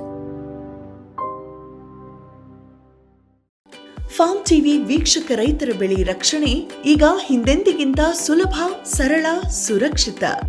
ಶ್ರಮಜೀವಿಯಿಂದ ಸೂಕ್ಷ್ಮ ಪೋಷಕಾಂಶ, ಸೂಕ್ಷ್ಮಾಣುಜೀವಿ ಮತ್ತು ಬೇರುವರ್ಧಕಗಳು, ಕಾಳುಮೆಣಸು ಸೊರಗು ರೋಗ ತಡೆಗೆ ಟ್ರೈಕೋಡರ್ಮಾ ಸುಡೋಮೋನಾಸ್, ಸಮೃದ್ಧ ಬೆಳವಣಿಗೆ, ರೋಗ ನಿರೋಧಕ ಶಕ್ತಿಗೆ IISR ಪೆಪ್ಪರ್ ಸ್ಪೆಷಲ್, ಕೋಕೋ ಗಿಡಗಳ ಆರೋಗ್ಯಕ್ಕೆ ಜಿಂಕ್ ಸಲ್ಫೇಟ್ ಮತ್ತು ಫೆರಸ್ ಸಲ್ಫೇಟ್, ಅಡಕೆ ಹಿಡಿಮುಂಡಿಗೆ ನಿರ್ವಹಣೆಗೆ ರೂಟ್ ಪವರ್, ಜಿಂಕ್ ಮತ್ತು ಬೋರಾನ್. ಖಚಿತ ಗುಣಮಟ್ಟ, ಪ್ರಾಮಾಣಿಕ ಬೆಲೆ, ನಿರಂತರ ಸಲಹಾ ಸೇವೆ. ನಮ್ಮಿಂದಲೇ ಖರೀದಿಸಿ, ನಮ್ಮ ಬದ್ಧತೆಯ ಸೇವೆಗೆ ಬೆಂಬಲ ನೀಡಿ.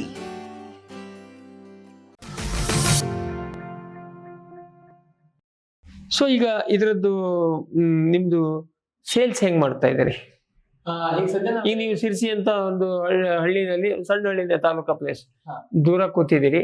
ಇಡೀ ಕರ್ನಾಟಕದ ರಾಜ್ಯದ ರೈತರಿಗೆ ಅದಕ್ಕಿಂತ ಮೊದಲು ಕೇಳ್ತೀನಿ, ನಿಮ್ಮ ಈ ಸದ್ಯಕ್ಕೆ ನೀವು ಇದು ಕಮರ್ಷಿಯಲಿ ಮಾರ್ಕೆಟಿಗೆ ಬಂದಿದ್ದು ಯಾವಾಗ? ಯಾವಾಗ ಶುರು ಮಾಡಿದ್ರಿ ಇದ್ರದ್ದು ಡೆವಲಪ್ಮೆಂಟ್? ಯಾವಾಗ ಮಾರ್ಕೆಟಿಗೆ ಬಂದ್ರಿ? ನಾವು 2020ರಿಂದ ಶುರು ಮಾಡಿದ್ದು. 2023ರಲ್ಲಿ ಫಸ್ಟ್ ಗಾಡಿಯನ್ನ ಮಾಡಿರೋದು. ಬಟ್ ಇದ್ರದ್ದು ಒಟ್ಟಾರೆ ನಿಮ್ ಪ್ರಯತ್ನ 2018ರಿಂದ ಅಂದ್ರೆ ಸ್ವಲ್ಪ ಹೆಚ್ಚು ಕಮ್ಮಿ ಒಂದು 7 ವರ್ಷ, 7-8 ವರ್ಷ ನೀವು ಪ್ರಯತ್ನ ಮಾಡಿದ್ರಿ. Trial and error. 600 kg model ಅನ್ನ ಡೆವಲಪ್ ಮಾಡಿ ಈಗ 3 ವರ್ಷ ಆಯ್ತು. ಅದಕ್ಕಿಂತ ಮೊದಲೇ ನೀವು ಈ ಸಾಯಿಮನೆ ಬಾಲಚಂದ್ರ ಹೆಗಡೆ ಅವರು ಹೇಳಿದ್ರಿ, ಹಂತವಾಗಿ ಬೇರೆ ಬೇರೆ ಸಣ್ಣದು ಪ್ರೋಟೋಟೈಪ್ ಮಾಡ್ಕೊಟ್ರಿ. ಆತರ ಪ್ರೋಟೋಟೈಪ್ ಎಲ್ಲೆಲ್ಲಿ ಎಷ್ಟು ಕಡೆ ಟೆಸ್ಟ್ ಮಾಡಿದ್ರಿ? ಹೆಚ್ಚು ಕಡಿಮೆ 10 ಕಡೆ ಬೇರೆ ಬೇರೆ ಅಂದ್ರೆ ಊರುಗಳಲ್ಲಿ, ಈಗ ದಕ್ಷಿಣ ಕನ್ನಡ, ಉತ್ತರ ಕನ್ನಡ, ಬೆಂಗಳೂರು ಎಲ್ಲ ಕಡೆಯಿಂದನೂ ರೆಸ್ಪಾನ್ಸ್ ಮಾಡಿದ್ರಿ ಪ್ರೋಟೋಟೈಪ್ಸ್. ಅದಾದ್ಮೇಲೆ ಇದು ಫೈನಲ್ ಮಾಡೆಲ್ 23ರಲ್ಲಿ ಬಂದ್ರೆ ಅದು ಪ್ರೋಟೋಟೈಪ್ ಅಂತಾನೆ ನಾವು ಕನ್ಸಿಡರ್ ಮಾಡಿದ್ವಿ. ಯಾಕೆಂದ್ರೆ ನಮ್ಗೆ ಅದು ಹೊಸ ಪ್ರಾಡಕ್ಟ್, ಅದ್ರ ಬಳಕೆ ಮಾಡಿ ಫೀಡ್ಬ್ಯಾಕ್ ನಾವು ತಗೊಳ್ಬೇಕು. ಅದಕ್ಕೋಸ್ಕರ ಮತ್ತೆ 3 ವರ್ಷ ವೇಟ್ ಮಾಡಿ 2026ರಲ್ಲಿ ಮಾರ್ಕೆಟಿಗೆ ಈಗ ಫೀಡ್ಬ್ಯಾಕ್ ಎಲ್ಲ ಇನ್ಕ್ಲೂಡ್ ಮಾಡಿ. ಸೊ ಈಗ ಪಕ್ಕ. ಸೊ ಇದನ್ನ ಈಗ ಸದ್ಯಕ್ಕೆ ಯಾರ್ಯಾರು ಬಳಕೆ ಮಾಡ್ತಾ ಇದ್ದಾರೆ? ಯಾವ ಯುಟಿಲಿಟಿ? ಒಂದು ರೈತರು, ತೋಟದಲ್ಲಿ ರೈತರು ಬಳಸ್ತಾ ಇದ್ದಾರೆ, ಇನ್ನೊಂದು ಫ್ಯಾಕ್ಟರಿ ಅವರು ಬಳಸ್ತಾ ಇದ್ದಾರೆ. ಫ್ಯಾಕ್ಟರಿನವರು ಯಾಕೆ? ಫ್ಯಾಕ್ಟರಿ ಹಾಕ್ಬೇಕು ಕೂಡ ಲೋಡ್ ಅನ್ನ, ರಾ ಮಟೀರಿಯಲ್ ಅನ್ನ ಮಷೀನ್ ಶಿಫ್ಟ್ ಮಾಡಿ, ಅಂದ್ರೆ ಒಳಗಿನೊಳಗೆ ಶಿಫ್ಟಿಂಗ್. Shifting okay. ನಂತರ ದೇವಸ್ಥಾನಗಳಲ್ಲಿ ಯೂಸ್ ಮಾಡ್ತಾರೆ. ದೇವಸ್ಥಾನದಲ್ಲಿ ಏನಕ್ಕೆ ಬೇಕು? ಚೆಲ್ಲಿಕ್ಕೆ ಈಗ ಒಂದು ದೊಡ್ಡ ವ್ಯವಸ್ಥೆಯಲ್ಲಿ ಎಲ್ಲ ಒಂದೇ ಕಡೆ ಹತ್ತಿರದಲ್ಲಿ ಮಾಡ್ಕೊಂಡಿದ್ದು, ದೂರ ಬಾಳೆ ಎಲೆ ಊಟ ಮಾಡಿದ್ರೆ ಬಾಳೆ ಎಲೆಯನ್ನ ಗೊಬ್ಬರ ಉಂಡೆ ಹಾಕೋದಕ್ಕೆ, ಏಕೆಂದ್ರೆ ಸಣ್ಣದಿರೋದಕ್ಕೆ ಎಲ್ಲಿ ಬೇಕಾದ್ರೂ ಓಡಾಡ್ಬೋದು. ಮತ್ತೆ ಎಲ್ಲಕ್ಕಿಂತ ಸರ್ ನಿಮ್ಮ ಮಹತ್ವ, ನಿಮ್ಮ ಇನ್ನೊಂದು ಮಹತ್ವ ನಾನು ಹೇಳಕ್ ಬರ್ತೇ, ಇದು ಶಬ್ದ ಇಲ್ಲ, ಹೊಗೆ ಇಲ್ಲ. ಮತ್ತೆ ಎಲ್ಲರಿಗೂ ಈಗ ಎಲೆಕ್ಟ್ರಿಕ್ ಅಥವಾ ಪರಿಸರ ಸ್ನೇಹಿ ಗಾಡಿಗಳ ಬಗ್ಗೆ ಪ್ರೀತಿ ಇದೆ. ಅವಾಗ ಕಾಂಪೌಂಡ್ ಒಳಗೆ ದೇವಸ್ಥಾನದಲ್ಲಿ ಒಳಗೆ ಓಡಾಡಿಸಿದ್ರೆ ಇದು ಶಬ್ದ ಬರೋದಿಲ್ಲ. ಅದನ್ನೇ ನೀವು ಪವರ್ ಟಿಲ್ಲರ್ ಏನು ಅಂತಂದ್ರೆ ದೊಡ್ಡ ಶಬ್ದ ಆಗ್ತದೆ, ಅದೊಂದು ಡಿಟ್ರಾಕ್ಷನ್. ಆಮೇಲೆ ಹೊಗೆ ಬರ್ತದೆ. ಮತ್ತೆ ಯಾರು ಬೇಕಾದ್ರೂ ಯೂಸ್ ಮಾಡಬಹುದು. ಯಾರು ಬೇಕಾದ್ರೂ. ಇದಕ್ಕೆ ಯಾವುದೇ ಎಕ್ಸ್ಪೀರಿಯನ್ಸ್ ಬೇಕು ಅಂತ ಎಕ್ಸ್ಪೀರಿಯನ್ಸ್ ಇಲ್ಲ, ಬಟ್ ಆದ್ರೂ 3 ಗಾಡಿ ಗಾಲಿ ರೂಢಿ ಬೇಕು. ಒಂದು ಗಂಟೆ ಕಲಿಯೋದು. ಮಕ್ಕಳಿಂದ ಹಿಡಿದು ಹೆಣ್ಮಕ್ಳಿಂದ ಹಿಡಿದು ಎಲ್ಲರೂ ಬಳಕೆ ಮಾಡ್ಬೋದು. ಸೊ ಹಾಗಾಗಿ ಆ ದೃಷ್ಟಿಯಿಂದ ಇದು ಒಳಗಡೆ ಬಳಕೆಗೆ ಶಬ್ದ ಇಲ್ಲ, ಹೊಗೆ ಇಲ್ಲ ಹೇಳೋದು ಬಹಳ ಮಹತ್ವ. ಮತ್ತೆ ಅಲ್ಲೇ ಒಂದು ಪ್ಲಗ್ ಹಾಕಿ ಚಾರ್ಜ್ ಮಾಡ್ಕೊಂಡು. ಸೊ ಈಗ ದೇವಸ್ಥಾನದವರು ಈ ತರ ಬಳಕೆ ಮಾಡ್ತಾ ಇದ್ದಾರೆ, ಇಂಡಸ್ಟ್ರಿಯಲ್ ಮಾಡ್ತಾ ಇದ್ದಾರೆ, ನರ್ಸರಿ, ಇಂಟರ್ನಲ್ ಟ್ರಾನ್ಸ್ಪೋರ್ಟ್, ಗಿಡವನ್ನು ಇಲ್ಲಿಂದ ಅಲ್ಲಿ, ಅಲ್ಲಿಂದ ಇಲ್ಲಿ, ಮಣ್ಣು ಗೊಬ್ಬರ, ಹೊಸೂರ್ ಹತ್ರ ಸ್ವಾಮಿನಾರಾಯಣ ಗಾಡಿ ಯೂಸ್ ಮಾಡ್ತಾ ಆಲ್ರೆಡಿ. ನಾವು ಶಿರ್ಸಿಯಲ್ಲಿ ಇದ್ದೇವೆ, ಅವರು ಬೆಂಗಳೂರು ಅಂತರದಲ್ಲಿ ಕೂಡ ನಾವು ಅವ್ರಿಗೆ ಸರ್ವಿಸ್ ಕೊಡ್ತಾ ಇದ್ವಿ. ಅವರಲ್ಲಿ ಫಸ್ಟ್ 4 ಗಾಡಿ ತಗೊಂಡ್ರು, ಈಗ ಮತ್ತೆ 2 ಗಾಡಿ. ಸೊ ಹಂಗಿದ್ರೆ ನೀವು ಹೇಳಿದ್ರು ಕರ್ನಾಟಕ ರಾಜ್ಯದಲ್ಲಿ ರೆಪ್ರೆಸೆಂಟೇಟಿವ್ ಅಲ್ಲಿ ಕೊಟ್ಟಿದೆ. ಸೊ ಇದಕ್ಕೆ ಇನ್ನು ರೈತರಲ್ಲಿ ಹೆಚ್ಚಾಗಿ ಅಡಿಕೆ ತೋಟದವ್ರೆ ಸಾಮಾನ್ಯವಾಗಿ. ಏಕೆಂದ್ರೆ ಈಗ ಬಯಲುಸೀಮೆನಲ್ಲಿ ದೊಡ್ಡ ಹೊಲವಾಡಿದ್ದಾಗ ಟ್ರ್ಯಾಕ್ಟರ್ಗಳಿದೆ, ಈ ಸಣ್ಣ ಗಾಡಿಗಳು ಅಗತ್ಯ ಇಲ್ಲ ಅಥವಾ ಇನ್ಎಫಿಷಿಯಂಟ್ ಆಗ್ಬೋದು. ಸೊ ಇದೇನಿದ್ರು ಯಾವುದೋ ಒಂದು ಅವರಿಗೆ ಎಲ್ಲರಿಗೂ ಕೂಡ ದಿನ ಬಳಕೆ ಇದ್ದೇ ಇರ್ತದೆ. ಹಸುವಿಗೆ ಹುಲ್ಲು ತಗೊಬರೋದು, 4 ಪಂಜೆ ಹುಲ್ಲು ತಗೊಬರ್ಲಿಕ್ಕೆ ನಾವು ಟ್ರ್ಯಾಕ್ಟರ್ ಅನ್ನ ತಗೊಂಡೋದ್ರೆ ಆಗೋದಿಲ್ಲ. ಕರೆಕ್ಟ್. ಒಂದು ಮತ್ತೆ ಬೈಕ್ ಮೇಲೆ ಕಟ್ಕೊಂಡ್ಬರೋದೆಲ್ಲ ಸೇಫ್ ಅಲ್ಲ. ಅಡಿಕೆ ತೋಟ ಒಂದೇ ಅಲ್ಲದೆ, ಈಗ ಅಡಿಕೆ ತೋಟ ಕರ್ನಾಟಕ ಎಲ್ಲ ಕಡೆ ಬಂದಿದೆ. ಸಣ್ಣ ಜಾಗ ಇರುವಂತ, ಹೈಟ್ ಕಡಿಮೆ ಇರುವಂತ ಇಲ್ಲಿ ಬೇಕು. ಈಗ ಉದಾಹರಣೆಗೆ ನಮ್ಮ ದ್ರಾಕ್ಷಿ ತೋಟದಲ್ಲಿ ಕೆಳಗಡೆ ಒಳಗೆ ಓಡಾಡಕ್ಕೆ ಬೇರೆ ಟ್ರ್ಯಾಕ್ಟರ್ ತರಕ್ ಆಗೋದಿಲ್ಲ. ಇವನ್ ದಾಳಿಂಬೆ ತೋಟದಲ್ಲಿ ವಿಡ್ತ್ ಕಡಿಮೆ ಇರ್ತದೆ, ಅಲ್ಲಿ ಹೋದ್ರೆ ಡ್ಯಾಮೇಜ್ ಆಗ್ತದೆ. ಅವಾಗ ಈ ಸಣ್ಣ ಗಾಡಿಗಳು ಬೇಕು. ಈಗ ಈ ತರದ್ದು ಬಹಳಷ್ಟು ಮೋಟರ್ ಬೈಕಿಗೆ ಹಿಂದ್ಗಡೆ ಪೆಟ್ಟಿಗೆ ಕಟ್ಟಿರುವಂತ ಹಲವಾರು ಮಾಡೆಲ್ಗಳು ಬಂದಿದ್ದಾವೆ. ಆದ್ರೆ ಈಗ ನೀವು ಪ್ರಾರಂಭದಲ್ಲಿ ಹೇಳಿದಂಗೆ ಇವೆಲ್ಲ ಡಿಸೈನಿಂಗ್ ಬಹಳ ಚೇಂಜ್ ಮಾಡಕ್ ಬರ್ತದೆ. ಸಮಸ್ಯೆಗಳು ಪಲ್ಟಿ ಹೊಡೆಯೋದೇ ಇರ್ಬೋದು, ಅಂತಿಂತ ಸಮಸ್ಯೆಗಳು ಬರುತ್ತೆ. ಇದು ಅದೇ ಪರ್ಪಸ್ಗೆ ಮಾಡಿರುವಂತ. ಸೊ ಹಾಗಾಗಿ ಸಣ್ಣ ಜಾಗ ಇರುವಂತ ಎಲ್ಲಾ ತೋಟಗಳಿಗೂ ಬರ್ತದೆ. ಅದು ಅಡಿಕೆ ತೋಟನೇ ಆಗ್ಬೇಕಂತೇಳಿ ಇನ್ ತೀರಾ ದೊಡ್ಡದು ರೋಡಲ್ಲಿ ಅಲ್ಲ, ಇದಲ್ಲ. ಇದೇನಿದ್ರು ನಿತ್ಯ ಬಳಕೆಗೆ, ಸ್ವಂತ ಬಳಕೆಗೆ, ಒಂದು ಲಿಮಿಟೆಡ್ ಬಳಕೆಗೆ ತೋಟದೊಳಗಿರುವಂತ ವೆಹಿಕಲ್. ಈಗ ಡೀಲರ್ ನೆಟ್ವರ್ಕ್ ಈಗ ಸದ್ಯಕ್ಕೆ ಇದೆಯಾ ಅಥವಾ ಇನ್ಮೇಲೆ ಮಾಡ್ತೀರಾ? ಈಗ ಕರ್ನಾಟಕದ ಬೇರೆ ಬೇರೆ ಭಾಗದವರಿಗೆ ಅಂದ್ರೆ ಇಷ್ಟು ವರ್ಷ ನಾವು ಪ್ರೋಟೋಟೈಪ್ ಅಂತ ಜನರಿಗೆ ಕೊಡ್ತಾ ಇದ್ದಿದ್ರಿಂದ ಡೀಲರ್ ಅಪಾಯಿಂಟ್ ಮಾಡಿಲ್ಲ, ಇನ್ಮೇಲೆ ಕೊಡ್ತೇವೆ. ಡೀಲರ್ಶಿಪ್ ಹೋಗ್ತೀರಿ. ಈಗ ಸದ್ಯಕ್ಕೆ ನಿಮ್ಮ ಸರ್ವಿಸ್ ಹೆಂಗ್ ಕೊಡ್ತೀರಿ? ಸರ್ವಿಸ್ ನಾವು ಇಲ್ಲಿಂದಾನೆ ಅಂದ್ರೆ 3 ತಿಂಗಳಕ್ಕೊಮ್ಮೆ ನಾವೇ ಕಸ್ಟಮರ್ ನಮಗೆ ಒಂದು ಗಾಡಿ ಸೌಕರ್ಯ ಏನ್ ಬರ್ತಾ ಇದೆ, ಹೇಗೆ ಬಳಕೆ ಮಾಡ್ತಾ ಇದ್ದಾರೆ, ಏನು ಅವರ ಫೀಡ್ಬ್ಯಾಕ್ ಏನಿದೆ ಅಂತ ಮಾಹಿತಿಗೋಸ್ಕರ ನಾವೇ 6 ತಿಂಗಳಿಗೆ ಎಲ್ಲ ಕಡೆ ಹೋಗ್ತಾ ಇದ್ವಿ. ಎಮರ್ಜೆನ್ಸಿ ಏನಾದ್ರು ಸರ್ವಿಸ್ ರಿಕ್ವೆಸ್ಟ್ ಬಂದ್ರೆ ನಾವು 3 ತಿಂಗಳಿಗೆ ಕೂಡ ಅವ್ರ ಹತ್ರ ಹೋಗ್ತಾ ಇದ್ವಿ. ಎಮರ್ಜೆನ್ಸಿ ಅಂತ ಬಂದಾಗ 1 ದಿವಸಕ್ಕೂ ಹೋಗಿರೋದು ಇದೆ, ಮಾಡಿದ್ದೀನಿ. ಈಗ ಹೌದು, ನಾನು ಇದೇ ಪಾಯಿಂಟ್ ಕೇಳ್ಬಿಡ್ತೀನಿ. ಇದು ಮೇಲ್ನೋಟಕ್ಕೆ ಎಲೆಕ್ಟ್ರಿಕ್ ವೆಹಿಕಲ್ ಇರೋದಕ್ಕೆ ಇದರಲ್ಲಿ ಸ್ಪೇರ್ ಪಾರ್ಟ್ಸ್ ಕಡಿಮೆ. ಈ ಮುಖ್ಯವಾಗಿ ಮೇಲೆ ನೋಡಿದ್ರೆ ಇವೆಲ್ಲ ವೆಲ್ಡಿಂಗ್ ಪಾರ್ಟ್ಸ್. ಇದನ್ನ ವೆಲ್ಡಿಂಗ್ ತಪ್ಪಿದ್ರೆ ನಾವಲ್ಲೇ ಲೋಕಲ್ ವೆಲ್ಡಿಂಗ್ ಮಾಡ್ಕೊತೀವಿ. ನಿಮ್ಮ ಕರಿಯ ಅಗತ್ಯ ಇಲ್ಲ. ಆಮೇಲೆ ಈಗ ಈ ಸ್ವಿಚ್ಗಳು ಇವೆಲ್ಲ ಇದು ಮೋಟರ್ ಸೈಕಲ್ ಇಂದ. ಇದು ಯಾವ್ದ್ರದ್ದು? ಇದು ಸ್ಪ್ಲೆಂಡರ್. ಸೊ ಇದು ಎಲ್ಲಿ ಬೇಕಾದ್ರೆ ಸಿಗ್ತದೆ. ಸ್ಪ್ಲೆಂಡರ್ ಇದೇನೋ ಕಿತ್ತೋಯ್ತು ಅಂದ್ರೆ ಅಲ್ಲಿ ಮೋಟರ್ ಸೈಕಲ್ ರಿಪೇರಿ ಮಾಡೋನು ಹಾಕೊಡ್ತಾನೆ, ನಿಮ್ಮನ್ನ ಹುಡುಕ ಅಗತ್ಯ ಇಲ್ಲ. ಹೆಡ್ಲೈಟ್ ಎಲ್ಲ ಕಂಬ ಗುದ್ದಿ ಹೊಡೆದಾಕಿದ್ರೆ ಸಿಡಿ ಓಕೆ ಹೀರೋದು ಅದು ಸಿಗ್ತದೆ. ಇದು ಡಿಸ್ಪ್ಲೇ ಇದು ನೀವೇ ಕೊಡೋದು? ನೀವು ಕೊಡ್ತೀರಿ. ಎಮರ್ಜೆನ್ಸಿ ಈಗ ಒಂದು ಪಾರ್ಟ್ ಇದರಲ್ಲಿ 20% ಪಾರ್ಟ್ ಇಲ್ದಿದ್ರು ವೆಹಿಕಲ್ ರನ್ ಆಗ್ತದೆ. ಇದೇನು ಡಿಸ್ಪ್ಲೇ ಬೇಕಂತಿಲ್ಲ. ಆಮೇಲೆ ಟೈರ್ ಅಂತೂ ಅಲ್ಲಿ ಲೋಕಲಿ ಸಿಗ್ತದೆ. ಈಗ ಅದೆಲ್ಲ ಸ್ಕೂಟರ್ ಟೈರ್ಗಳಿದೆ, ಇದಕ್ಕೆ ಪವರ್ ಟಿಲ್ಲರ್ ಟೈರ್ ಇದೆ, ಎಲ್ಲ ಇದೆ. ಈ ಮಾಡೆಲ್ ಸಿಗ್ತದೆ, ಸೊ ಸಿಗ್ತದೆ. ಇನ್ನು ಶಾಕ್ ಅಬ್ಸರ್ವರ್ ಅಲ್ಲಿ ಎಮರ್ಜೆನ್ಸಿ ಎಲ್ಲ ಅದು ಬೈಕ್ ಕೆಲವೊಂದು ಈ ರಿಕ್ಷಾಗಳಲ್ಲಿ ಯೂಸ್ ಮಾಡ್ತಾರೆ. ಓಕೆ, ಮಾಡಿಫೈ ಮಾಡ್ಕೊಂಡಿದ್ದೀರಿ. ಸೊ ಇದರಲ್ಲಿ ಇನ್ನು ಮುಖ್ಯವಾಗಿರೋದು ಒಂದು battery, motor, controller, charger, 4 important parts ಇದೆ. ಅದರಲ್ಲಿ ನಾವು ಅಂದ್ರೆ ಈಗ ಒಂದು ಗುಡುಗು ಸಿಟ್ಟು ಬಂದು ಹಾಳಾಯ್ತು ಅಥವಾ ಲೈನ್ ಡಬಲ್ ಆಗಿ ಹಾಳಾಯ್ತು ಅಂತಂದ್ರೆ ಚಾರ್ಜರ್ಗೋಸ್ಕರ 4 ದಿನ ಗಾಡಿ ನಿಲ್ಲೋದು ಬೇಡ ಅಂತ 2 ಚಾರ್ಜರ್ ನ ಕೊಡ್ತಾ ಇದ್ದೇವೆ. ಅದಕ್ಕಾಗಿ ಈಗ ಇರೋದು ಅಂದ್ರೆ ಡಿಪೆಂಡೆಂಟ್ 3 ಪಾರ್ಟ್ಗಳ ಮೇಲೆ ಇದೆ: ಬ್ಯಾಟ್ರಿ, ಕಂಟ್ರೋಲರ್, ಮೋಟರ್. ಇನ್ನು ಕೂಡ ಒಂದು ಕಂಟ್ರೋಲರ್, ಸ್ವಿಚ್.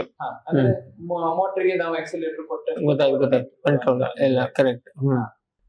ಅದರಲ್ಲಿ ನಮಗೆ ಬ್ಯಾಟ್ರಿ, ಮೋಟರ್ ಅದು ತುಂಬಾ ರಿಲಯಬಲ್ ಇದೆ. ಏನು ತೊಂದರೆ ಅದು ಏನಾದ್ರು ಬಂದ್ರೆ ನೀವು ರಿಪ್ಲೇಸ್ ಮಾಡ. ಹೌದು, ಈಗ ಇದರಲ್ಲಿ ವಾರಂಟಿ ಪ್ರಶ್ನೆ ಏನಿದೆ? ಇದು ವಾರಂಟಿ ಗ್ಯಾರಂಟಿ ಇದೆ? ಹೌದು, ಬ್ಯಾಟ್ರಿಗೆ 3 ವರ್ಷ ವಾರಂಟಿ ಕೊಡ್ತೇವೆ. ವಾರಂಟಿ ಅಂದ್ರೆ ಈಗ ಅದು ಶಕ್ತಿ ಕಳ್ಕೊಂಡು ರಿಪ್ಲೇಸ್ಮೆಂಟ್ ಹೆಂಗೆ? ಅಂದ್ರೆ ಯಾವ್ದಕ್ಕಾದ್ರೂ ವಾರಂಟಿ ಕೊಡ್ಬೇಕಾದ್ರೆ ಒಂದು ಮಾನದಂಡ ಇರ್ತದೆ. ಹ್ಮ್. ಈಗ ಬ್ಯಾಟರಿ ಕೆಪಾಸಿಟಿ 20%, ಅದ್ರ ಸ್ಟೋರ್ ಮಾಡ್ಕೊಳ್ಳೋ ಕೆಪಾಸಿಟಿ 20% ಕಡಿಮೆ ಆಯ್ತು ಅಂತ ಅಂದ್ರೆ ಹ್ಮ್. ವಾರಂಟಿಲಿ ರಿಪ್ಲೇಸ್ಮೆಂಟ್ ಆಗುತ್ತೆ. 2 years replacement, 1 year service warranty ಕೊಡ್ತೇವೆ. ಓಕೆ. ಹಾ. 20% ಕೆಪಾಸಿಟಿ 20% ಲೆಸ್ ಆದ್ರೆ ಲೆಸ್ ಆದ್ರೆ 100 ಇರೋದು 80 ಕಡಿಮೆ ಬಂದ್ರೆ ಅದು ರಿಪ್ಲೇಸ್ಮೆಂಟ್ ಆಗುತ್ತೆ. ಓಕೆ. ಈಗ ನಾನು ತಗೊಂಡೋಗಿ 3 ತಿಂಗಳ ಚಾರ್ಜ್ ಮಾಡಿದ್ರೆ ಡೆಡ್ ಮಾಡಿದ್ದೆ, ವಾರಂಟಿ ಇಲ್ಲ. ಆಕ್ಚುಲಿ ವಾರಂಟಿಲಿ ಬರೋದಿಲ್ಲ, ಆದ್ರೆ ಸದ್ಯದಲ್ಲಿ ಈಗ ಇದು ಹೊಸದು, ಜನರಿಗೂ ಅದು ಅವೇರ್ನೆಸ್ ಕ್ರಿಯೇಟ್ ಆಗ್ಬೇಕು. ಒಟ್ಟಲ್ಲಿ ಅದನ್ನ ನೀವು ಹೇಳಿರ್ತೀರಿ ಚಾರ್ಜ್ ಮಾಡಿ, ಅದು ಕಾಮನ್ ಸೆನ್ಸ್. ಬ್ಯಾಟ್ರಿ ಚಾರ್ಜ್ ಮಾಡೋದ್ರೆ ಹಾಳಾಗ್ತದೆ ಅಂತ ಹೇಳಿ ಸೊ ಅದನ್ನ ಮಾಡ್ತಾರೆ. ಇನ್ನು ಮತ್ತೇನು ಇದಕ್ಕೆ ವಾರಂಟಿ ಪಾರ್ಟ್ಸ್ ಇನ್ನೇನಿದೆ? ಈಗ ಟಾಪ್ ಅಂಡ್ ಗಾಡಿಯಲ್ಲಿ ನಾವು ಹೈಡ್ರಾಲಿಕ್ 3 ವರ್ಷ ವಾರಂಟಿ ಕೊಡ್ತಾ ಇದ್ದೇವೆ, ಮೋಟರ್ಗೆ 3 ವರ್ಷ ವಾರಂಟಿ ಕೊಡ್ತಾ ಇದ್ದೇವೆ, ಕಂಟ್ರೋಲರ್ಗೆ 3 ವರ್ಷ ವಾರಂಟಿ ಕೊಡ್ತಾ ಇದ್ದೇವೆ, ಗೇರ್ ಬಾಕ್ಸ್ ಗೆ 3 ವರ್ಷ ವಾರಂಟಿ ಕೊಡ್ತಾ ಇದ್ದೇವೆ, ಬ್ಯಾಟರಿಗೆ 3 ವರ್ಷ. ಯಾವ್ದು ಇದು? ನಾನು ಒಂದು ಟೆಕ್ನಿಕಲ್ ಇದ್ರೆ ಮಾತಾಡೋಣ, ಬಟ್ ಮೇಲ್ನೋಟ ಕೇಳಬೇಕು ಅಂದ್ರೆ ಫ್ರಂಟ್ ಇದು ಇದಕ್ಕೆ ಗೇರ್ ಇಲ್ಲ, ಸುಯಿ ಅಂತ ಹೋಗ್ತದೆ, ಎಕ್ಸಲೇಟರ್ ಕೊಟ್ಟಷ್ಟು ಹೋಗ್ತದೆ. ರಿವರ್ಸ್ ಗೇರ್ ಇದೆಯಾ? ರಿವರ್ಸ್ ಒಂದು ಸ್ವಿಚ್ ಇದೆ, ಜಸ್ಟ್ ಸ್ವಿಚ್ ಹಾಕಿರ ಅಂತ ಅದಕ್ಕೆ ನೀವು ಗೇರ್ ಬಾಕ್ಸ್ ಕೊಟ್ಟಿದ್ದೀರಿ. ಎಲ್ಲ ಮಾಡೆಲಿಗೂ ಇದೆ. ಯಾಕೆಂದ್ರೆ ಕೃಷಿನಲ್ಲೂ ನಾವು ಹಿಂದ್ ತಗೊಳ್ಳೋದು ಬೇಕಾಗ್ತದೆ, ತಳ್ಳುವಂತ ರಿವರ್ಸಿಗೋಸ್ಕರ ಅಲ್ಲ, ಗೇರ್ ಬಾಕ್ಸ್ ಲೋಡ್ ಅನ್ನ ತಗೊಳ್ಳಿಕ್ಕೆ, ಲೋಡ್ ತಗೊಳ್ಳೋದಕ್ಕೆ ಅಷ್ಟೇ. ಎಕ್ಸಲೇಟರ್ ಆದ್ರೂ ನಾವು ಮೋಟರ್ ರೊಟೇಟ್ ಉಲ್ಟಾ ಡೈರೆಕ್ಷನ್ ಅಲ್ಲಿ ಮಾಡ್ಬೇಕು. ಹೌದು ಹೌದು ಹೌದು ಒಂದೇ ದಿಕ್ಕಿನಲ್ಲಿ ಹೌದು ಹೌದು ಆಗುತ್ತೆ, ಅದಕ್ಕಾಗಿ ನಮಗೆ ಗೇರ್ ಬಾಕ್ಸ್ ಬೇಕಾಗುತ್ತೆ. ಇದು ಮೋಟ್ರೆ ಉಲ್ಟಾ ತಿರುಗಂಗ್ ಮಾಡ್ತೀರಿ ಅಂತ ಹೇಳುವಂತ ಏನು ನೀವು ಹೋಗಿ ಮಾಡಬೇಕಾಗಿದ್ದು ಕಡಿಮೆ. ಇದೊಂದು 2-3 ಪಾರ್ಟ್ಸ್ ಏನಿದೆ, ನಿಮ್ಮ ಕಂಟ್ರೋಲರು, ಬ್ಯಾಟ್ರಿ ಮತ್ತೆ ಮೋಟರ್, ಇದಿಷ್ಟಕ್ಕೆ ನೀವು ಜವಾಬ್ದಾರಿ ತಗೋತೀರಿ. ಕರ್ನಾಟಕದಲ್ಲಿ ಎಲ್ಲಾರು ಇರಲಿ ನೀವು ನೋಡ್ಕೊತೀರಿ. ಬೇಕಂದ್ರೆ ರಿಪ್ಲೇಸ್ ಮಾಡ್ಕೊಡ್ತೀರಿ. ಚಾರ್ಜರ್ ಕೂಡ ಅಷ್ಟೇ, ಅದೇ ಹೋಗ್ಬೋದು. ಉಳಿದಂತೆ ಏನೇ ಇದ್ರು ನೀವಲ್ಲಿ ಇದಕ್ಕೆಲ್ಲ ನೀವು ಮತ್ತೆ ಯಾವ್ದಕ್ಕೂ ವಾರಂಟಿ ಪ್ರಶ್ನೆ ಬರೋದಿಲ್ಲ. ನಾನು ಇದನ್ನ ಹೆಣ್ಣು ಮುರಿದ ಎಲ್ಲ ಪಾರ್ಟ್ಗಳಿಗೂ 1 year ವಾರಂಟಿ ಕೊಡ್ತೀವಿ, 1 year ವಾರಂಟಿ ಕೊಡ್ತೀವಿ. ಫಿಸಿಕಲ್ ಡ್ಯಾಮೇಜ್ ಆಗಿರಬಾರ್ದು, ಎಲ್ಲ ತಗೊಂಡೋಗಿ ಗುದ್ದಿರಬಾರ್ದು. ಅದಾಗಿ ಏನೋ ಕಟ್ಟಾಗಿ ಬಂತು ನೀವು ಜವಾಬ್ದಾರಿ ಅದಕ್ಕೆ. ಉಳಿದಂತೆ ಕೇಬಲ್ ಲೋಕಲಿ ಸಿಗ್ತದೆ, ಇವೆಲ್ಲ ಮಾಮೂಲಿ, ಇದರಲ್ಲಿ ಏನು ವ್ಯತ್ಯಾಸ ಇಲ್ಲ. ಸೊ ನೀವು ಆದಷ್ಟು ಇದು ಸರ್ವಿಸ್ ಫ್ರೀ ಮಾಡಿದಿರಿ ಇದರಲ್ಲಿ. ಮತ್ತೆ ಈಗ ಪೆಟ್ರೋಲ್ ಗಾಡಿ ತಗೊಂಡಂಗೆ 5,000 ಕಿಲೋಮೀಟರ್ ಆದ ಕೂಡ service, oil change, gear oil change ಮಾಡು, ಗೇರ್ ಆಯಿಲ್ ಒಂದಿರುತ್ತೆ, ಪ್ರತಿ 6 ತಿಂಗಳಿಗೊಮ್ಮೆ 300 ml ಆಯಿಲ್ ಹಾಕ್ಸೋದು. ಸೊ ಇದಕ್ಕೆ ಆ ತರದ್ದು ರೆಗ್ಯುಲರ್ ಸರ್ವಿಸ್ ಪ್ರಶ್ನೆ ಬರೋದಿಲ್ಲ. ಹಾಗಾಗಿ ಅದನ್ನು ಡೂಸ್ ಅಂಡ್ ಡೋಂಟ್ಸ್ ನೀವು ಹೇಳ್ತೀರಿ. ಸೊ ಹಾಗಾಗಿ ಒಟ್ಟಾರೆ ಈಗ ಮುಂದೆ ನಿಮ್ಮ ತಲೆಯಲ್ಲಿ ಇನ್ನೇನಿದೆ? ಈಗ ನೀವು ಅಟ್ಯಾಚ್ಮೆಂಟ್ಸ್ ಬೇರೆ ಬೇರೆ ಡೆವಲಪ್ಮೆಂಟ್ ಅಟ್ಯಾಚ್ಮೆಂಟ್ಸ್ ಹೇಳಿದ್ರೆ, ಅದು ಬಿಟ್ಟು ಇನ್ನೂ ಹೈಯರ್ ವೆಹಿಕಲ್ ಏನಾದ್ರು ಪ್ಲಾನ್ ಇದೆಯಾ? ಇದು ನನಗೆ ಈಗ ಆಯ್ತು, ಇದು 6 ಕ್ವಿಂಟಲ್ ಮಾಡಿದ್ರೆ ನನಗೆ 12 ಕ್ವಿಂಟಲ್ ಗಾಡಿ ಬೇಕು ನನ್ನ ಪರ್ಪಸ್ಗೆ, ನಿಮ್ಮ ಹತ್ರ ಮಾಡಕ್ಕಾಗ್ತದೆ? ಒಂದು ವೆಹಿಕಲ್ ಅನ್ನು ಕೂಡ ಕೊಟ್ಟಿದ್ದೇವೆ, 1 ಟನ್ ಪ್ರಾಯೋಗಿಕವಾಗಿ. ನಾವು ಯಾವ್ದನ್ನೇ ಆದ್ರೂ ನಮ್ಗೆ ಕಾನ್ಫಿಡೆನ್ಸ್ ಬಂದಂತ ನಾವು ಮಾರ್ಕೆಟಿಂಗ್ ಕೊಡೋದಿಲ್ಲ. ಅದು 1 ವರ್ಷ ಟ್ರಯಲ್ ರನ್ ಆದ ನಂತರ ಸರಿಯಾಗಿ ವರ್ಕ್ ಆಗ್ತದೆ. 1 ಟನ್ ವೆಹಿಕಲ್ ಮಾಡಿದಿರಿ. 1 ಟನ್ ವೆಹಿಕಲ್ ಅದು ಹಾಪರ್ ಸೈಜ್ ದೊಡ್ಡದಿದೆ, ಹಾಪರ್ ಸೈಜ್ ದೊಡ್ಡದಿದೆ. ಬ್ಯಾಟ್ರಿ ಕೆಪಾಸಿಟಿ ಹೆಚ್ಚಿದೆ, ಜಾಸ್ತಿ ಇದೆ, 5 ಕಿಲೋವ್ಯಾಟ್ ಕೊಡ್ತೇವೆ. 5 ಕಿಲೋವ್ಯಾಟ್. ಇದು ಏನು ಬಾಕಿ ಸ್ಟ್ರಕ್ಚರ್ ಹಿಂಗೆ ಇದೆಯಾ? ಈ ಬಾಕಿ ಸ್ಟ್ರಕ್ಚರ್ ಎಲ್ಲ ಹೀಗಿದೆ, ಅಂದ್ರೆ ಹಿಂದ್ಗಡೆ ಬಾಡಿ ಒಂದು ಎಕ್ಸ್ಟೆಂಡ್ ಮಾಡಿದ್ದೇವೆ. ಎಕ್ಸ್ಟೆಂಡ್ ಮಾಡಿದೆ 1 ಟನ್. ವೀಲ್ ಹಿಂದೆ ಹೋಗಿದೆ. ನಿಮ್ಗೆ ಅದು ಬಹಳ ಇಂಪಾರ್ಟೆಂಟ್. ಇದು ಪಲ್ಟಿ ಹೊಡಿಬಾರ್ದು ಅಂದ್ರೆ ಅದಕ್ಕೆ ತಕ್ಕಾಗಿ ಡಿಸೈನ್ ಆಗಿದೆ. ಈ ಹೌದು, ಇದು ಒಂದು ಲಾಸ್ಟ್ ಒಂದು ಪ್ರಶ್ನೆ ಕೇಳ್ಬಿಡ್ತೀನಿ. ಪಲ್ಟಿ ಹೊಡಿಲಾರ್ದಂಗೆ ಏನ್ ನಿಮ್ಮ ಟ್ರಿಕ್ ಏನು? ನಾವು ಟೈರ್ ಅನ್ನು ಬಾಡಿಯಿಂದ ಹೊರಗಡೆ ಕೊಟ್ಟಿರ್ತೇವೆ, ಹೊರಗಡೆ ಇಡ್ತೀರಿ. ಆಮೇಲೆ ಕುತ್ತಿಗೆ ಉದ್ದನ ಅಂದ್ರೆ ಲೋಡ್ ಹಿಂದ್ಗಡೆ ಜಾಸ್ತಿ ಹೋಗದೆ ಇರೋ ತರ ನೋಡ್ಕೊಳ್ತೇವೆ. ಹಿಂದ್ಗಡೆ ಟೈರ್ ಹಿಂದೆ ಲೋಡ್ ಹೋದ್ರೆ ಹೊಗೆ ಹೊರಡ್ತದೆ, ತಗಲಿತ. ಹಿಂದಿನ ಟೈರ್ಗಿಂತ ಮುಂದೆ ಲೋಡ್ ಇದ್ರೆ ಸಮಸ್ಯೆ ಇಲ್ಲ. ಟೈರ್ ಓಡೋದಿಲ್ಲ. ಅಂದ್ರೆ ವೇಟ್ ಹೆಚ್ಚಾದಂಗೆ ಟೈರ್ ಹಿಂದ್ ಕಳಿಸ್ತೀರಿ, ಹೊರಗೆ ಕಳಿಸ್ತೀರಿ. ಸೊ ಇದು ಹಂಗಾಗಿ ಹಿಂಗೆ ಹೆಂಗಾದ್ರೂ ಪಲ್ಟಿ ಆಗೋದಿಲ್ಲ. ನಮಗೆ ಕುಂತಲ್ಲಿ ನಾವು 2 ವೀಲರ್ ಅನುಭವ ಇರೋದ್ರಿಂದ ನಮಗೆ ಬಿದ್ದಾಗ ಹೀಗೆ ಆಗ್ತದೆ, ಆದ್ರೆ ಗಾಡಿ ಬಿದ್ದಿರೋದು ಅದಕ್ಕೆ 2 ಗಂಟೆ ನಮಗೆ ಪ್ರಾಕ್ಟೀಸ್ ಬೇಕಾಗ್ತದೆ ಒಂದ್ಸರಿ ನಾವು ರೂಢಿ ಮಾಡ್ಕೊಳಕ್ಕೆ. ಸೊ ಹಾಗಾಗಿ ನೀವು ಕಸ್ಟಮೈಸ್ ಮಾಡೋಕ್ಕೂ ಕೂಡ ರೆಡಿ ಇದ್ದೀರಿ, ಅಥವಾ ಮುಂದೊಂದ್ ದಿನ ಹಿಂಗೆ ಬರ್ಬೋದು ನಿಮ್ದು 4 ಕ್ವಿಂಟಲ್ 6 ಕ್ವಿಂಟಲ್ 1 ಟನ್ನು 1.5 ಟನ್ನು ಗಾಡಿ ಬರ್ಬೋದು, ಬರುತ್ತೆ. ಇದು ಕಸ್ಟಮೈಸ್ಡ್ ವೆಹಿಕಲ್. ಆದ್ರೆ ಇದರಲ್ಲಿ ಬಾಡಿ ಸೈಜ್ ದೊಡ್ಡದು ಕೊಟ್ಟಿದ್ದೀವಿ. ಯಾರಿಗೆ ಇದು ಈ ತರ ಹೌದು. ಹಾಪರ್ ಅದು ರೆಕ್ಟ್ಯಾಂಗಲ್ ಇದೆ, ಇದು ಸ್ಕ್ವೇರ್ ಇದೆ. ಸೊ ಅದನ್ನ ಬೇಕಾದ್ರೆ ಈಗ ನರ್ಸರಿಗೆ ಲೈಟ್ ವೇಟ್ ಬಟ್ ಜಾಗ ಹೆಚ್ಚಿಗೆ ಬೇಕು. ಸೊ ಆ ತರದ್ದು ಮಾಡ್ಬೋದು. ಇಂಡಸ್ಟ್ರಿಗಳಿಗೆ ಲೋಡಿಂಗ್ ಪ್ಲಾಟ್ಫಾರ್ಮ್ ಡೌನ್ ಬೇಕು ಅಂದ್ರೆ ಲೋಡಿಂಗ್ ಪ್ಲಾಟ್ಫಾರ್ಮ್ ಡೌನ್ ಮಾಡಿ ಕೊಡ್ತೀವಿ ಅವ್ರು. ಅಂದ್ರೆ ವಾಲ್ಯೂಮ್ ಇದ್ದಾಗ ನಾವು ಆ ತರ ಕಸ್ಟಮೈಸ್ ಮಾಡಬಹುದು. ಪ್ರತಿಯೊಬ್ಬರಿಗೂ ಬೇರೆ ಬೇರೆ ಡಿಸೈನ್ ಗಳನ್ನ ಮಾಡ್ಲಿಕ್ಕೆ ಆಗೋದಿಲ್ಲ. ಈಗ ಯಾವ್ದೋ ಒಂದು ಇಂಡಸ್ಟ್ರಿಯಲ್ಲಿ ಒಂದು 10 ಗಾಡಿ ಬೇಕು ಅಂತ ಆದ್ರೆ ಅವ್ರಿಗೆ ಬೇಕಾದಂಗೆ ನೀವು ಮಾಡ್ಕೊಡಿ, ಒಂದ್ ಇತಿಮಿತಿ ಒಳಗೆ. ತೀರಾ ಬದಲಾವಣೆ ಅಲ್ಲ, ಯಾಕಂದ್ರೆ ಮೂಲ ನಿಮ್ದು ಲಾಜಿಕ್ ಸೇಮ್ ಇರುತ್ತೆ. ಸೊ ಅದನ್ನ ಸ್ವಲ್ಪ ಡೌನು, ಅಗಲ ಹಾಪರ್, ಹಾ. ಹೈಟ್ ಹಾಪರ್ ಅಂತವೆಲ್ಲ ನಾನು 10 ಅಂಗಡಿ ಇಟ್ಟಿದ್ದೀನಿ, ನೀವು ಎತ್ತರದ ಹಾಪರ್ ಮಾಡ್ಕೊಡ್ಬೇಕಾಗ್ಬೋದು. ಸೊ ಆ ತರದ್ದು ಮಾಡ್ಕೊಡಕ್ಕೆ ನೀವು ರೆಡಿ ಇದ್ದೀರಿ. ಸಂತೋಷ್ ಅವರು, ಈಗ ಇನ್ನೊಂದು ಮಹತ್ವದ ಪಾಯಿಂಟು, ಸಬ್ಸಿಡಿ. ಎಲ್ಲರೂ ಏನಂತಾರೆ, ನಿಮ್ಮ ಗಾಡಿಗೆ ಸಬ್ಸಿಡಿ ಇದೆ, ಕೃಷಿ ಕೂಡ ಸಬ್ಸಿಡಿ. ಸಬ್ಸಿಡಿಗೆ ಹೋಗಿದ್ದೀರಾ? ಸೋಲಾರ್ನಲ್ಲೂ ಸಬ್ಸಿಡಿ ಅಂತ ಹೇಳ್ತಾರೆ, ಯಾವ್ದಕ್ಕೆ ಸಬ್ಸಿಡಿ ಅಂತ ಹೇಳ್ತಾರೆ, ಅದೊಂದು ಮೆಂಟಾಲಿಟಿ. ನೀವು ಹೋಗಿದ್ದೀರಾ? ಮೇಲ್ನೋಟಕ್ಕೆ ಯಾಕೆ ಅಂತ ಹೇಳ್ಬೋದಾ? ಅಂದ್ರೆ ಹೆಚ್ಚಿಗೆ ಮತ್ತು ಖರ್ಚುಗಳು ಜಾಸ್ತಿ ಆಗ್ತದೆ, ಮತ್ತೆ ಲಿಮಿಟೆಡ್ ಸಬ್ಸಿಡಿ ಅಮೌಂಟ್ ಇರ್ತದೆ. ಆಗೋದಿಲ್ಲ ವೀಕ್ಷಕರು, ಈಗ ಇವರು ಬಾಯ್ಬಿಟ್ಟು ಹೇಳಕ್ ಆಗೋದಿಲ್ಲ, ನಾನು ಹೇಳ್ತೀನಿ. ಯಾಕಂದ್ರೆ ಅವರೊಬ್ಬ ಮ್ಯಾನುಫ್ಯಾಕ್ಚರರ್ ಆಗಿ ಹೇಳಕ್ ಆಗೋದಿಲ್ಲ, ನಾವು ಒಬ್ಬ ಮಾಧ್ಯಮದವಾಗಿ ಹೇಳ್ಬೋದು. ಸಬ್ಸಿಡಿ ಹೇಳದೆ ನಿಮಗೂ ಗೊತ್ತು ಎಲ್ಲ ಗೊಂದಲಗಳು, ರೇಟ್ ಹೆಚ್ಚು ಮಾಡಿ ಕಡಿಮೆ ಮಾಡುವಂತ ಟ್ರಿಕ್, ಅದನ್ನ ಇವ್ರು ಹೇಳಕ್ ಆಗೋದಿಲ್ಲ. ಸೊ ಇಲ್ಲಿ ಸಬ್ಸಿಡಿ ಹೇಳೋದು ಒಂದು ಮೆಂಟಾಲಿಟಿ, ಅದು ಎಲ್ಲರಿಗೂ ಗೊತ್ತು. ಸರ್ಕಾರಗಳಲ್ಲಿ ದುಡ್ಡಿರೋದಿಲ್ಲ, ಅಲ್ಲಿ ಎಲ್ಲ ಅಪ್ರೂವಲ್ ಇಂದ ಹಿಡಿದು ಏನೇನಾಗ್ತದೆ, ಟೇಬಲ್ ಮೇಲೆ ಟೇಬಲ್ ಕೆಳಗೆ ಎಲ್ಲ, ಅವಾಗ ಏನಾಗ್ತದೆ, ಮೂಲ ತಂತ್ರಜ್ಞಾನ ಮುಳುಗೋಗ್ತದೆ ಒಂದು. ಆಮೇಲೆ ಅಲ್ಲಿ ಗುಣಮಟ್ಟದ ಚೆಕ್ಕಿಂಗ್ ಎಲ್ಲ ಸಮಸ್ಯೆಗಳಿರುತ್ತೆ. ಒಟ್ಟಾರೆ ಒಂದು ತಂತ್ರಜ್ಞಾನ ಹಾಳಾಗ್ತದೆ. ಬಹುತೇಕ ನಾವು ನೋಡಿದೀವಿ, ಈಗ ಬ್ರಷ್ ಕಟ್ರ್ ಇರ್ಬೋದು, ಎಂತೆಂಥ ಗುಣಮಟ್ಟದ ಕಂಪ್ನಿಗಳು ಮಾರಾಟ ಮಾಡೋಕ್ಕೆ ಕಷ್ಟಪಡ್ತಾ ಇದ್ದೇವೆ, ಯೂಸ್ ಅಂಡ್ ಥ್ರೋಗಳೇ ಬ್ರ್ಯಾಂಡ್ಗಳು ಬಂದಿವೆ. ಹಾಗಾಗಿ ಸಬ್ಸಿಡಿ ಸಾವಾಸನೆ ಬೇಡ. ಯಾರು ನಾನು ಕೊಟ್ಟಿರೋ ಪೈಸೆಗೆ ನನಗೆ ಕೆಲಸ ಆಗಬೇಕು, ನನಗೆ ಅದರದ್ದು ನಾನು ಪೈಸಾ ವಸೂಲಿ, ROI, ರಿಟರ್ನ್ ಆನ್ ಇನ್ವೆಸ್ಟ್ಮೆಂಟ್ ಆಗಬೇಕು ಅಂತ ಕಾಳಜಿ ಇರ್ತಾನ, ಅವನು ಇದನ್ನ ದುಡ್ಡು ಕೊಟ್ಟು ತಗೊಳ್ತಾರೆ. ಮತ್ತು ಸಬ್ಸಿಡಿ ಬಂದ್ರೆ, ಈಗ ನಿಮಗೆ ಒಂದು ಇದು 2 ಲಕ್ಷ ರೂಪಾಯಿ ಗಾಡಿ ಅಂದ್ರೆ ಸಬ್ಸಿಡಿ ಬಂದಾಗ ಇದೇ ಗಾಡಿ ಕಿಮ್ಮತ್ತು ಇದೆಲ್ಲ ನಾನು ಹೇಳಿದ ಹಲವಾರು ಕಾರಣದಿಂದ 3 ಲಕ್ಷ ಆಗ್ತದೆ. ಅದರಲ್ಲಿ 1.5 ಲಕ್ಷ ಸಬ್ಸಿಡಿ ಕೊಟ್ಟು, ಅಂದ್ರೆ ನಿಜವಾಗಿ ಡಿಫ್ರೆನ್ಸ್ ನಿಮಗೆ 55,000 ಆವಾಗ ಸಬ್ಸಿಡಿ ಥ್ರೂ. ಹಾಗಾಗಿ ಇದೆಲ್ಲ ಕಾರಣಗಳು ಇವರು ಹೇಳಕ್ಕೆ ಆನ್ ರೆಕಾರ್ಡ್ ಹೇಳಕ್ ಆಗೋದಿಲ್ಲ. ಹಾಗಾಗಿ ಈ ಗಾಡಿಗಳಿಗೆ ಸಬ್ಸಿಡಿ ಇಲ್ಲ, ಪ್ರಯತ್ನ ಮಾಡಿಲ್ಲ, ಮುಂದೆ ಕೂಡ ಮಾಡೋದಿಲ್ಲ. ಹಾಗಾಗಿ ಯಾರಿಗೆ ನೇರವಾಗಿ ನನಗೆ ಬಳಕೆಗೆ ಕಸ್ಟಮೈಸ್ಡ್, ನನಗೆ ರಿಲಯಬಲ್ ಗಾಡಿ ಬೇಕು ಅಂತ ಹೇಳಿದ್ರೆ ಅವ್ರಿಗೆ ಮಾತ್ರ ನೇರ ವ್ಯಾಪಾರ ಮಾಡ್ತಾರೆ ಹೊರತು ಇದು ಯಾವುದೇ ಕಾರಣಕ್ಕೆ ಗೌರ್ಮೆಂಟ್ ಮುಖಾಂತರ ಬರುವಂತ ವ್ಯವಹಾರ ಇಲ್ಲ. ಪೈಸಾ ವಸೂಲಿಗೆ ನಾವು ಅಶ್ಯೂರೆನ್ಸ್ ಕೊಡ್ತೇವೆ. ಪೈಸಾ ವಸೂಲಿಗೆ ಇವರೇ ಗ್ಯಾರಂಟಿ. ಇವ್ರನ್ನ ನಾವು ಇಲ್ಲಾಂದ್ರೆ ಇವ್ರನ್ನ ಹಿಡಿದು ಕೇಳೋದು, ನೀವು ಹೇಳಿದಿರಿ ಇಷ್ಟು ಕೆಲಸ ಮಾಡುತ್ತೆ ಅಂತ, ಆ ಗ್ಯಾರಂಟಿ ಕೊಡ್ತಾರೆ. ಸ್ಪೇರ್ಸಿಗೆ ವಾರಂಟಿ ಏನೊಂದು ಪದ್ಧತಿ ಇದೆ, ಅದನ್ನ ಕೊಡ್ತಾರೆ. ಸಬ್ಸಿಡಿ ವ್ಯವಹಾರ ಇಲ್ಲ, ಸರ್ಕಾರದ ಮುಖಾಂತರ, ಇಲಾಖೆ ಮುಖಾಂತರ ಅಪ್ರೋಚ್ ಆಗೋ ಕೃಷಿ ಎಂದಾಕ್ಷಣ ಇಲ್ಲ. ಈಗಲೂ ಸ್ಟ್ಯಾಂಡರ್ಡ್ ರೈತರಿಗೆ ಎಲ್ಲರಿಗೂ ಗೊತ್ತು. ಬಟ್ ಸಬ್ಸಿಡಿ ಕೇಳೋರು ಇದ್ದಾರೆ, ಅದು ಆಕೆ ಸೆಗ್ಮೆಂಟ್ ಬೇರೆ ಇದೆ, ಅದಕ್ಕೆ ನಿಮಗೆ ಸಂಬಂಧ ಇಲ್ಲ. ನಿಮ್ಮ ಈ ಪ್ರಯಾಣ, ನಿಮ್ಮ ಪ್ರಯಾಣ ಒಂದೇ ಅಲ್ಲ, ನಮ್ಮ ಪ್ರಯಾಣ ಕೂಡ ಹೌದು. ಏನಕ್ಕೆ ಅಂದ್ರೆ ಅಲ್ಟಿಮೇಟ್ಲಿ ರೈತರಿಗೆ ಕೃಷಿಗೆ ಸಂಬಂಧಪಟ್ಟಂತ ರಿಸರ್ಚ್ ಬಹಳ ಕಡಿಮೆ ಇದೆ. ಏನಕ್ಕೆ ಅಂದ್ರೆ ಇದು ಅನ್ಆರ್ಗನೈಸ್ಡ್ ಸೆಕ್ಟರ್. ನಾನು ರಿಸರ್ಚ್ ಮಾಡಿ ದುಡ್ಡು ಖರ್ಚು ಮಾಡಿದ್ರೆ ಆಮೇಲೆ ಖರೀದಿ ಆಗ್ಲಿಲ್ಲ, ನನಗೆ ಯಾವುದೇ ಇಂಡಸ್ಟ್ರಿಯಲ್ಲಿ ಎಷ್ಟು ಯಾವುದೇ ಒಬ್ಬ ಎಂಟರ್ಪ್ರಿನರ್ಗೆ ಲಾಸ್ ಆಗ್ತದೆ. ಹಾಗಾಗಿ ಬಹುತೇಕ ಸಂದರ್ಭದಲ್ಲಿ ಅಡಿಕೆ ಸುಲಿಯೋ ಮಷೀನು ಯಾಕೆ ತುದಿ ಮುಟ್ಲಿಲ್ಲ, ಈಗೇನು ಸ್ವಲ್ಪ ಆಗ್ತಾ ಇದೆ, ಏನಕ್ಕೆ ಇದೇ ಕಾರಣ. ಆಮೇಲೆ ಪ್ರತಿಯೊಬ್ಬರು ಬೇರೆ ಬೇರೆ ಕಸ್ಟಮೈಸೇಷನ್ ಕೇಳ್ತಾರೆ, ಅದು ಆಗೋದಿಲ್ಲ ಮಾಡಕ್ಕೆ. ಸೊ ಇಲ್ಲಿ ನೀವು ಆ ಥರ ಡಿಫಿಕಲ್ಟ್ ಕಷ್ಟದ ಕ್ಷೇತ್ರಕ್ಕೆ ಕೈ ಹಾಕಿದ್ರಿ. ಅದಕ್ಕೆ ನಮ್ಮ ರೈತ ಬಳಗದಿಂದ ನಿಮಗೆ ಸ್ಪಂದನೆ ಸಿಕ್ಕರೆ ಅವಾಗ ಸ್ವಾಭಾವಿಕ ಇನ್ನೂ ಹೊಸ ಹೊಸ ಐಡಿಯಾಗಳು ಬರುತ್ತೆ, ಅಥವಾ ನಾವು ಕೇಳಿದ್ದನ್ನು ನೀವು ಮಾಡ್ಕೊಡಕ್ಕೆ ತಯಾರಾಗ್ತಾರೆ. ಅದು ಎಲ್ಲಕ್ಕಿಂತ ಮೊದಲೇ ನಿಮ್ಮ ಈ ಎಂಟರ್ಪ್ರೈಸು ಬೆಳಿಬೇಕು. ಬೆಳೆದಾಗ ಅವಾಗ ನಾವು ನಿಮ್ಮ ಹತ್ರ ಬೇಕಾದಷ್ಟು ಇನ್ನೂ ಈ ಥರದ್ದು ಮಾಡ್ಕೋಬೋದು. ಅದನ್ನು ನಮ್ಮ ಕಡೆಯಿಂದ ಸಹಕಾರ ಇದೆ ಅಂತ ನಾವು ಖಂಡಿತವಾಗಿ ಹೇಳ್ತೀವಿ. ನಾವು ಕೂಡ ಫಾರ್ಮ್ ಟಿವಿ ಇಲ್ಲಿ ಕೈ ಹಾಕೋದಕ್ಕೆ ಅಥವಾ ಇದಕ್ಕೆ ಏನೇ ಕಾರಣ ಅಂದ್ರೆ ಇವರದ್ದು ಸೀಮಿತ ಕ್ಷೇತ್ರಗಳಲ್ಲಿ ಇವರ ಪರಿಚಯ ಇದೆ, ಇವರ ಕ್ರೆಡಿಬಿಲಿಟಿ ಇದೆ, ವಿಶ್ವಾಸ ಇದೆ, ಆದ್ರೆ ಅದು ಹಾಗೆ ನಡೀತಾ ಇದೆ. ಆದರೆ ನಮಗೆ ರೆಸ್ಟ್ ಆಫ್ ಕರ್ನಾಟಕ, ಈ ಮಲೆನಾಡು ಕರಾವಳಿ ಜಿಲ್ಲೆಯನ್ನು ಬಿಟ್ಟು ರೆಸ್ಟ್ ಆಫ್ ಕರ್ನಾಟಕದಲ್ಲಿ ಬೆಳೆ ಬೇಸಾಯದ ಇವರಿಗೆ ಕನೆಕ್ಟ್ ಇಲ್ಲ. ಅಲ್ಲಿಯ ರಿಕ್ವೈರ್ಮೆಂಟ್ ರೈತರದ್ದು ಏನು ಅಂತ ಸ್ಪಷ್ಟವಾಗಿ ಗೊತ್ತಿಲ್ಲ. ಆಮೇಲೆ ಅಲ್ಲಿಯ ಅಲ್ಲಿ ರೀಚ್ ಇಲ್ಲ, ಅವರ ಜೊತೆಗೆ ದೋಸ್ತಿ ಇಲ್ಲ.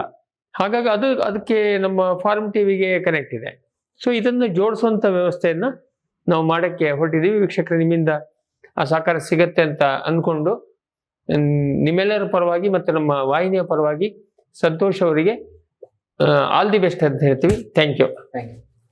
ವೀಕ್ಷಕರೇ, ಇವತ್ತಿನ ಕಂತನ್ನು ಇಲ್ಲಿಗೆ ಮುಗಿಸೋಣ. ಮುಂದಿನ ಕಂತಲ್ಲಿ ತಾಂತ್ರಿಕ ಮಾಹಿತಿಯನ್ನ ಶ್ರೀ ಸಂತೋಷ್ ಅವರಿಂದ ಪಡ್ಕೊಬೋಣ. ನಿಮಗೆ ಸಾಕಷ್ಟು ಪ್ರಶ್ನೆಗಳಿಗೆ ಉತ್ತರ ಸಿಕ್ತು ಅಂತ ಅಂದ್ಕೊಂಡು ಇವತ್ತಿನ ಈ ಕಂತನ್ನ ಮುಗಿಸ್ತಾ ಇದ್ದೀವಿ. ನಮಸ್ಕಾರ.